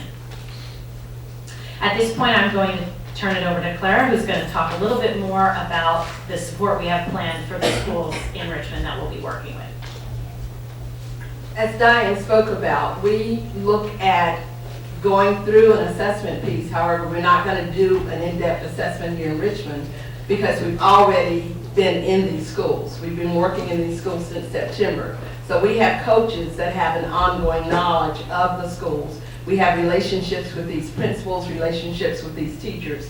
So we know we have a plan in place. We're going to modify that plan based on the information that we received from Ms. Garland and the information that we received during the principal interviews. But we're going to customize a deployment plan based on the findings that we found for each of these 3 schools. We have specialists that have deep local experience. Our coaches have over, and I'm not going to tell my age on this, but we have over 100 years of experience in the educational system. And all of those coaches have experience in Virginia. We have experience in leadership, we have experience in curriculum and instruction, we have experience in student and family support, in student assessment. In addition to all of this, we have access to Catapult's national PD team, which Diane is the vice president of. We also provide off-site report. There are bi-weekly webinars that the teachers can and administrators can participate in. And as Diane talked about, we have the Catapult Learning Leadership Institute. As we looked at each school, we met with the principals, we met with our coaches, and we identified some needs specific to that school. For John Marshall, in talking with Ms. Britt, we talked about providing leadership support for the assistant principals in the area of curriculum and instruction, in the area to help them grow as instructional leaders. We also talked about looking at multiple data points that administration can use to provide information about professional development needs within the schools. We identified some areas of professional development. John Marshall has a PLC culture, but one of the things that we need to work on there is to look at that collaborative planning and actually using student data to inform instruction. Not having the data as a source of data, but how is that looking in practice in the classroom? We talked about differentiation and using that as to look at different skill level and interest levels of students. We talked about collaborative teaching. You know that John Marshall has a high special ed population. So there are a lot of collaborative teachers. There are a lot of special ed and regular ed teachers collaborating together, so we need to work with them on that. And then designing rigorous assessments, making sure that the assessments that the teachers are giving on a bi-weekly or a tri-weekly basis align with the assessments that the students are going to get with the SOL. We want to look at increasing parental and community involvement. Our coaches, even though we're looking at content area coaches, our coaches have a vast amount of experience. So I'm a literacy coach, but I'm also a former principal, a former assistant superintendent, and state department worker. So I have a vast amount of experience in leadership. We have another young lady who is a math coach. She was a data specialist for one of the schools here in Virginia. So we're looking at our coaches providing a comprehensive program within these schools. We want to update the RTI model with interventions for both academic and behavior. Within the scope of the PLCs, John Marshall has a pyramid of intervention, but it is not comprehensive when you get to tier 2 and tier 3. We want to look at making that a more comprehensive intervention model. And then we want to initiate a method of student-led conferences. With John Marshall, we're proposing 2 coaches at 20 hours per week. And this has been agreed upon with Ms. Garland. As we look at Benford, Benford has some very different needs, some of the same needs, but some very different needs. One of the areas that we want to look at with Benford is professional development for teachers, increasing student engagement, increasing rigor through higher order questioning, developing rubrics for student assignment. Once again, making sure that there's differentiation within those classrooms and integrating technology with an emphasis on TEI items. We've been working with teachers on the new lesson plan design and developing quality lesson plans that include all the components, but also taking those lesson plans and making sure that you're following the lesson plan once you're in the classroom. And that you have organized spaces for learning, that you're using assessment data to inform instruction and to enhance student and family involvement. So for Benford, we're proposing 2 coaches at 36 hours per week. These people will be in the schools this number of hours per week. Elkhart Middle, once again, we have professional development in the following areas: lesson planning and delivery, developing professional learning communities, differentiation, using learning stations, formative and summative assessment, effective use of technology. We also want to make sure that we provide support for the ELL students and the special ed students at Elkhart. We know there's a very high population there. We want to look at implementation of the PBIS model with fidelity and full implementation of RTI. So we're proposing a leadership coach 2 days a month, an ELL coach 2 days a month, a reading instructional coach, and a math instructional coach. And we're open for questions.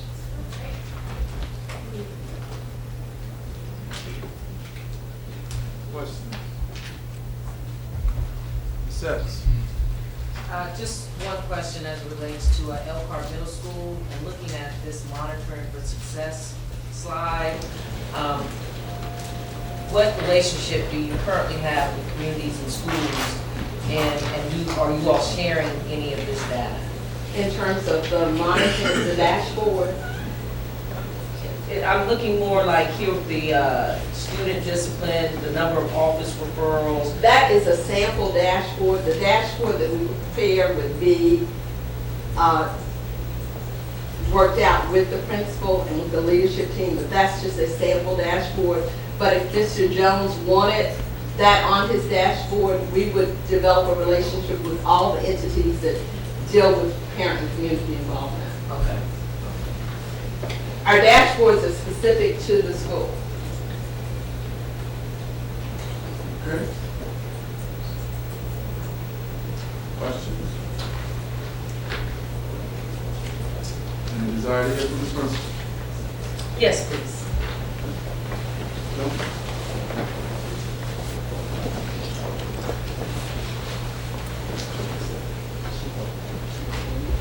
Good evening. We chose Catapult Learning because of the progress that we can see forthcoming, because we made some traction and we had already started our work with Catapult. In that work with Catapult, though, we were sharing them with another school, so the amount of time that the coaches were in the building, it alternated on a 3-2, 3-day, 2-day basis, and we noted that we needed to maintain that traction on a consistent basis, because it's almost like an on-off light switch approach.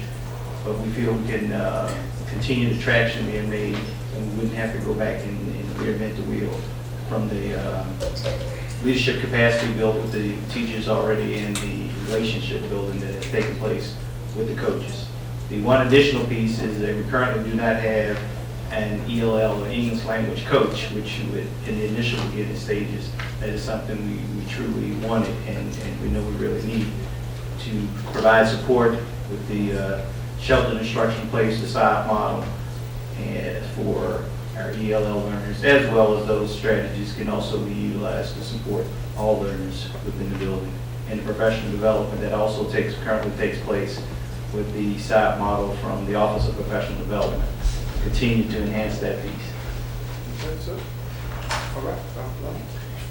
And I'm not going to sound redundant, so I'm going to say ditto, because basically it's the same idea. Right now, we're building capacity with our teachers, and we don't want to change that capacity as we're getting close to that goal. So that was the main reason we stick more capital. Thank you all.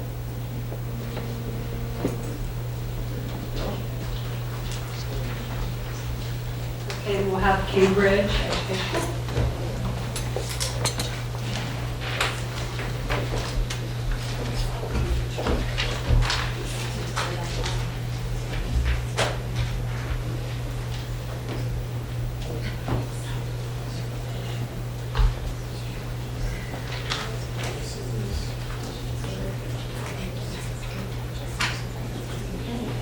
And good evening. My name is Simi Rayford, and I'm proud to represent Cambridge Education this evening.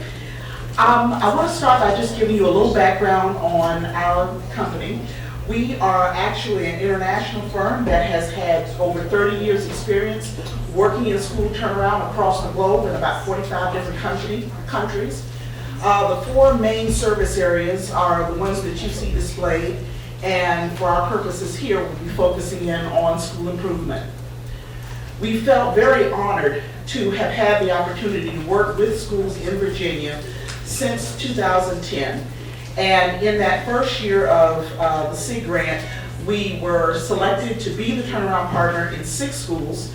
At the end of our 3-year engagement, 2 of the 6 schools were fully accredited and came completely out of turnaround, and all 4 schools improved enough to move out of priority status. We continue to be heavily involved in turnaround throughout Virginia, and currently we have been selected as the lead turnaround partner for 8 cohort 3 and 4 schools in 5 school divisions across the Commonwealth. And one of our cohort 3 schools that we're now in our final year of turnaround with was approved at last month's state board meeting for conditional accreditation. So we're moving on with great gusto to having them fully accredited at the end of this year. Our process, as several of the other providers indicated earlier, is us taking a close view, a close inspection of the school that we're getting ready to service. We've had the opportunity to look at the data and to look at the history of the school, but we feel it's very important not to come in with any false assumptions, because many of our schools have had changes in leadership, changes in instruction, and so the school as it was is not necessarily the school as it is now. So we start with a school quality review, which is a 2-day on-site process in which 2 members of our Cambridge staff will come in. They will observe in virtually every classroom, and they will conduct focus group interviews with the administrative team, with a sampling of teachers, of students, and of parents. And we will be examining 6 areas of school operations. 1, we'll be looking historically at the student achievement, because in many of our schools, and in Thompson also, they have not been chronically low performing. Prior to readjustments in the SOLs, they were hitting their targets, and so having a sense of why they are not able to continue that performance is one of the things we look for. We look at the quality of teaching, learning, and assessment. So we look at what is actually happening in the classrooms in terms of differentiation, in terms of rigor, and in terms of making sure that the individual learning needs of students are being met. With curriculum, the main thing we look for is an alignment between the written, the taught, and the tested, because when we look at schools that have failed to meet the new standards, it's because they've not done that readjustment of what they're doing in the classrooms. We look also at the quality of the leadership and management and level of accountability. And then also a key piece is the school culture and the development that's happening for all the individuals in the schools. We know that from research that one of the characteristics of high-performing schools is that everyone in the school sees themselves as a learner. And for those of you that had experience working with high-performing teachers, they can't get enough of learning more and becoming better at their craft. And then the sixth domain that we look at is the partnerships that exist or that the school is in need of with its parents, guardian, and the larger community. Out of that process, we issue a comprehensive report that we approach in two ways. We provide an overview that tells the schools, based on our review, these are the things that are supporting learning in your building and helping learning be at its best. And these are the factors that are preventing learning from being at its best. Along with those areas where we identify when learning is less than its best, we give very prescriptive recommendations that can be used to move the school forward. We also seek the school to go through a process of its own self-assessment and looking at itself critically. And I'll talk about that a little more in a moment. And then what we ultimately hope is to give everyone in the school a much clearer view of how all the different actions and interactions in that school are affecting the learning outcomes. So the follow-through. The SQR report is intended to be shared, and it is a process that we use in each of, typically we've had 3-year engagements, so we do this every year. So every year we go back and see what progress has been made. We then go through and institute a focused planning process that goes beyond just InvSTAR, but a deep strategic plan to say, based on the strengths that we found in the school, how are we going to intentionally make sure those things are continuing to happen? And then the things that we found that were preventing learning from its best, how can we go about improving those things? And then identifying both long and short-term actions that will significantly improve the learning. So, how do we begin the work? In many of our schools, and Thompson included, they've seen this rodeo before. They've had an opportunity to work with partners in the past, and they think, okay, what are you going to do this different? Tell us who you are. And so it's very important in the beginning for us to establish a clear understanding of expectations and responsibilities, both the school and the division's expectation of us, but also our expectations of the administrators, the teachers, and the division. And then building the teams within the school and alliances outside of the school to support our approach to turnaround. All of our schools have some type of partnerships and other entities in the building. And so one of the things that we do is to make sure that everyone understands what each entity is expected to do and to assess the extent to which they're doing it effectively so that everything that's in the school is working together. The other key piece of beginning the work is to help build a common language and understanding of school turnaround and that's one of the components of maintaining a relentless focus on high leverage improvement actions. Sometimes when schools have been priority school for some time, they just think, we have done so many things. So what can we do right now that will have an immediate impact that we can then build on and get some synergy around? And part of that then becomes building a high performance culture with a consistent focus on doing what works. And while that sounds like common sense, one of the things that we find is that many times schools see more as more. And so one of the things that we help schools come to is what we call a conscious abandonment of practices that are no longer working and that are no longer getting the results that they need to get. You've heard both of these words a lot this evening, but it is truly the heart of successful turnaround, and that's building capacity and creating sustainable actions. Thompson has an imperative for rapid improvement, and so we feel that as a turnaround partner, it's important for us to quickly work with the leadership to build those internal structures and processes that will help them not just meet their accreditation targets, but continue to meet them over time. And to identify the actions that will promote excellence that will also be sustained over time. So basically, it's making what's working in the school conscious to everyone, so that anyone that you ask can say, what did you do to turn the school around? And they can tell you, these are the specific actions that we took that made a difference. This is how we are going to sustain them. This has been traditionally a requirement for both the federal government and for the state. Anytime there's extra money coming in, one of the key questions they ask is, well, you're here for a short time. what's going to happen when this money goes away? And that's a crucial question that every school has got to answer. How are you going to continue this progress after the turnaround partner is gone? So on site, we start with the review of the school quality review, and we identify those key priorities with the administrative team and with the faculty as a whole to say, these actions are going to be job one. We continue to provide coaching, and that coaching takes a number of forms in terms of all aspects of leadership. So whether it's leading meetings, whether it's providing some additional coaching on providing effective feedback to teachers. We assess the needs of that particular leadership team, and we provide that coaching. One of the last points I want to make on that, one of the really key pieces of that coaching, I mentioned a moment ago, is coaching through effective feedback. But a good part of that is making sure that all members of that leadership team are looking at teachers through a similar lens, so that when teachers get feedback, they're not hearing the assistant principal say, oh, that's great, and hearing another administrator say, no, that's not so great. So helping them get that inter-rater reliability so everyone is having the same view of the performance as they see it.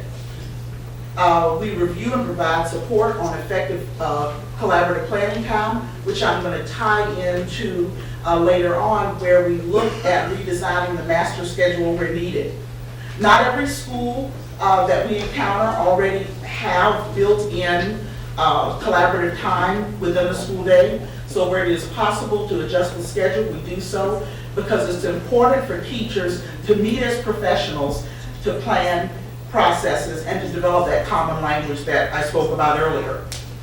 The job embedded targeted professional development, as much as you've heard earlier this evening, and that is where we, rather than having a blanket approach, we really look at each core content area to see what are the strengths in the teaching, what are the weaknesses in the teaching, and then where do we need to develop those teachers so that there's strength in all those areas.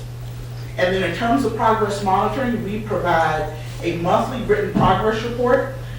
We follow the lead of the division as to the distribution of that report. It always goes to the principal and always goes to the principal's immediate supervisor. The wider distribution will be at the discretion of the division. So what's the key to sustaining it? Throughout our process, we know that the key is having strong leadership that's really headed by a competent and capable school principal. And so that's one of those partnership pieces that we rely on the division to, one, make sure that person is in place, but also to do what's necessary to prevent, to the greatest extent possible, lots of turnover in that leadership position. High quality professional development activities, but ultimately we'd like to, as we step away, have teachers lead that, to create your teacher leaders, because those are the people that are going to make sure that the school stays strong. So, for example, as new staff comes on board, which inevitably you always will have new staff, there are identified people that can teach them, for example, the Thompson way. This is how we do things in this school that will produce high results. Another key is having that close relationship with the school division and central office staff. Our process is completely transparent. So for example, from when we start with the school quality review, we invite members of the administrative staff, we invite central office to come and share that process with us. And we want to make sure that throughout the entire process, there's always that two-way conversation that goes back and forth, because again, the key to this is the partnership. Having reliable data systems, and we are very keenly aware of the importance of data security, but when we are a partner, we really work with you in making sure that that process is a strong process. One of the things that we find, there was someone a lot brighter than me coined the term DRIP, which is that schools are rich in data, but information poor, data rich and information poor. And we have the assessments that we use typically in schools generate a lot of information. And one of our goals as a partner is to make sure that teachers know how to use that information to change practices to improve instruction. And then as always there, that leads to the final, which is that the teaching is data-driven and learner-focused. Thank you. Any questions?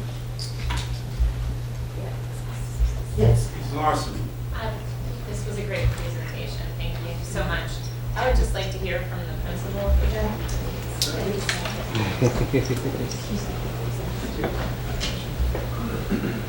Dr. Bennett, board members. I'm just interested in why you chose this partner. Okay, so if you looked at the last bullet, and it was so fitting, but it said teaching that was data-driven. I made this decision to go with Cambridge because it was a data-driven decision. When I looked at all of the lead turnaround partners and really the work that they've done as a whole in the state of Virginia, and we looked at, okay, where do we get the most bang for our buck, for the lack of a better way to say it, and this company seemed to have a working knowledge of Virginia SOL standards and really what it takes with curriculum framework to move schools forward. And, you know, we need to go somewhere fast, basically. And their idea of putting systems in place already with what we already have in place with creating systems and structure, I think that'll go a long way to pushing us forward. Just make a follow-up Follow up, Ms. Johnson? You're on the clock. I just wanted to say, and I was talking to Dr. Bed on the side a little bit, that I really appreciate this process. I know it's really thorough and we're kind of down in the weeds and all this, but the last time, well, right after we were newly elected, we had to approve a lead turnaround partner, and we had, I think, a 2-page white paper on it. And so even though this is a ton of information, we might be feeling in this moment like, wait, it's all too much. I appreciate it because we're talking about millions of dollars. And, you know, as a board, the decisions we make are so important. So, you know, hearing from the principals and knowing that you had a role in this and that you feel invested in this is really meaningful to me. So, you know, I just want to thank everybody who invested so much time and the partners who came and presented, because I appreciate knowing where our money is being spent, and I'm looking forward to the updates to know that our money was invested in the right place. Any comments from Dr. Bevin? No, good question. Next. Did you have? I did. Okay. And I appreciate the presentations as well, and I appreciate Ms. Larson's comments. And I don't mean to be the bearer of frustrated news, but I'm just concerned that we have so many different things going on at the same time in our district that we just have a lot going on. And I understand that one suit does not fit everybody the same way, or the same shoe. Two people can't wear the same shoe the same way. But I am concerned that we have a lot going on. And, you know, I've heard the principals and why they chose the turnaround partners that they chose, but we have a lot going on. And no school has the same partner. It's like we have all this stuff, and I mean, what happens? I mean, what do we do? I mean, what was the data presented to them that the lead turnaround partners were successful here, or that they did some things here, or they did not, and now we have them, and now what? What are we supposed to do? So that is not a lead turnaround partner answer. That is an administration answer. So I'm just putting it out there that I'm concerned that we have a lot of stuff and wires and all of this stuff going on, and we already have different programs in just about all these schools that have turnaround partners. So I am just trying to figure out, is it that we're not doing as a district what we're supposed to be doing and we're paying people to come and fix it, or what? Because it just, I mean, and that's a real valid question that it needs to be asked, and I'm going to be the one to ask it. And I have no shame in asking it. And I am concerned, and I'm always going to be concerned, that we have some internal issues that we are not addressing, but we are paying organizations to come in and address them for us. So, whatever time I had left, I'm sure I used it all. Oh, it starts over. Let's let Dr. Lee. One is, it goes back to answer the question again, is the way the legislation was written, and approved by the federal government, each school has to have a lead turnaround partner. So there was no choice whether to have a lead turnaround partner. It's a part of Virginia Department of Ed's waiver request submitted to the feds.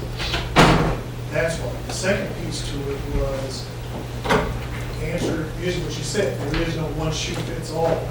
And we tried to allow schools to look at their individual needs and identify the partner that met the needs of the school.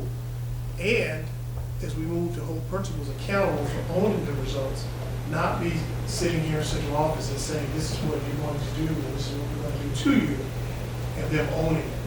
So, you know, what we can control is the things that we do control that are not part of federal regulations, is what we do with all the partners and how we treat our current partnerships and get those under control, which is the process we're going through right now.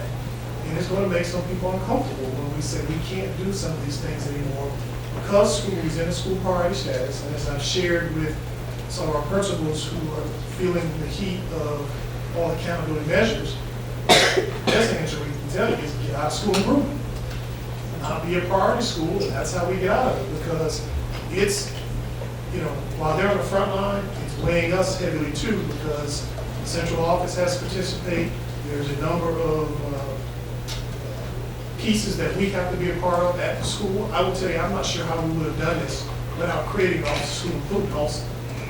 I think Mrs. Garland and her team, and some of them are probably gone in the back.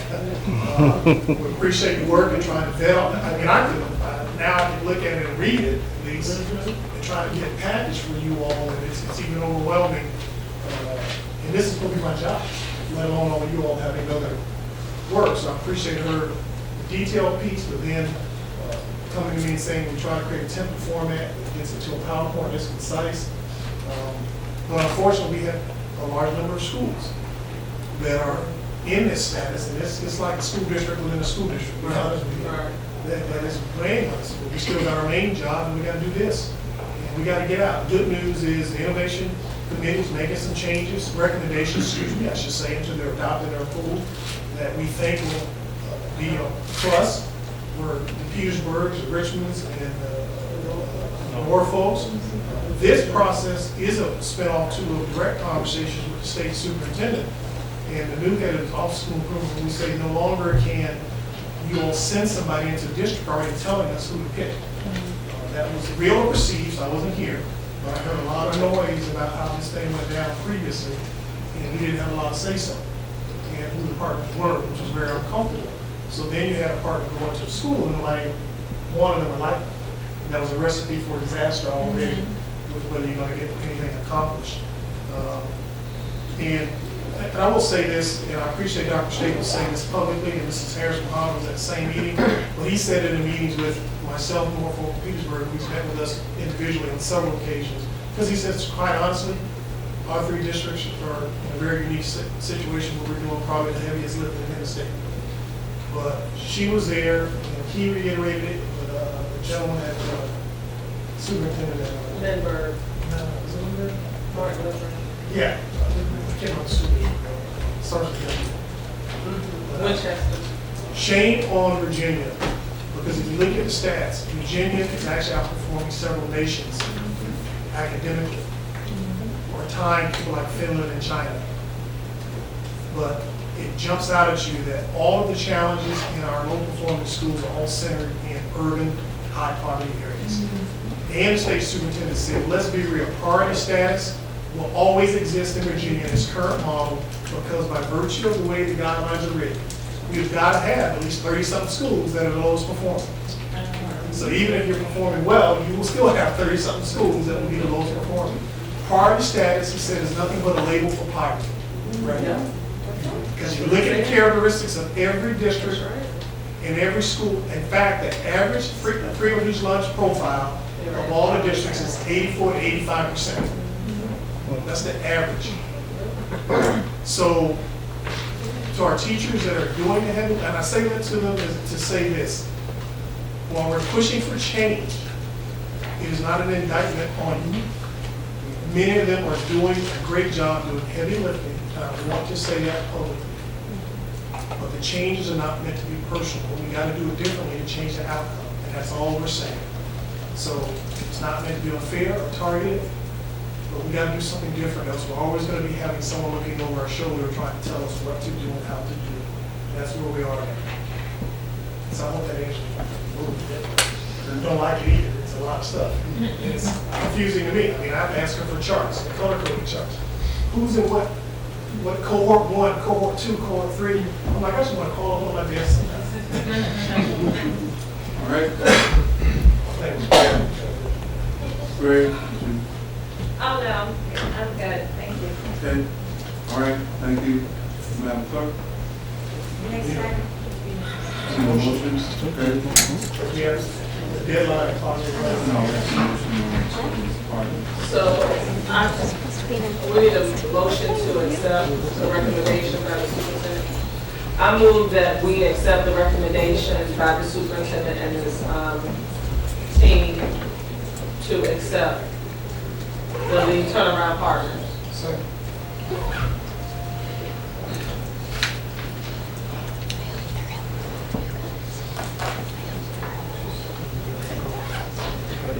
Motion is made by Mrs. Harrison Harmon, seconded by Mr. Bourne. Mrs. Durbin? Yes. Ms. Gray? Yes. Mr. Bourne? Yes.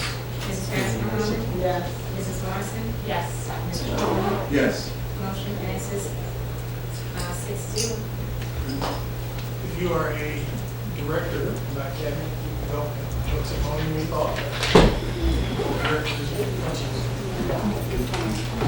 Pursuant to exemptions at A1 of section 2.2-3711 of the Code of Virginia 1950 as amended, I move that the school board of the city of Richmond convene in closed session pertaining to the assignment, appointment, performance, demotion, salaries, disciplining, or resignation of specific public officers, appointees, or employees of the school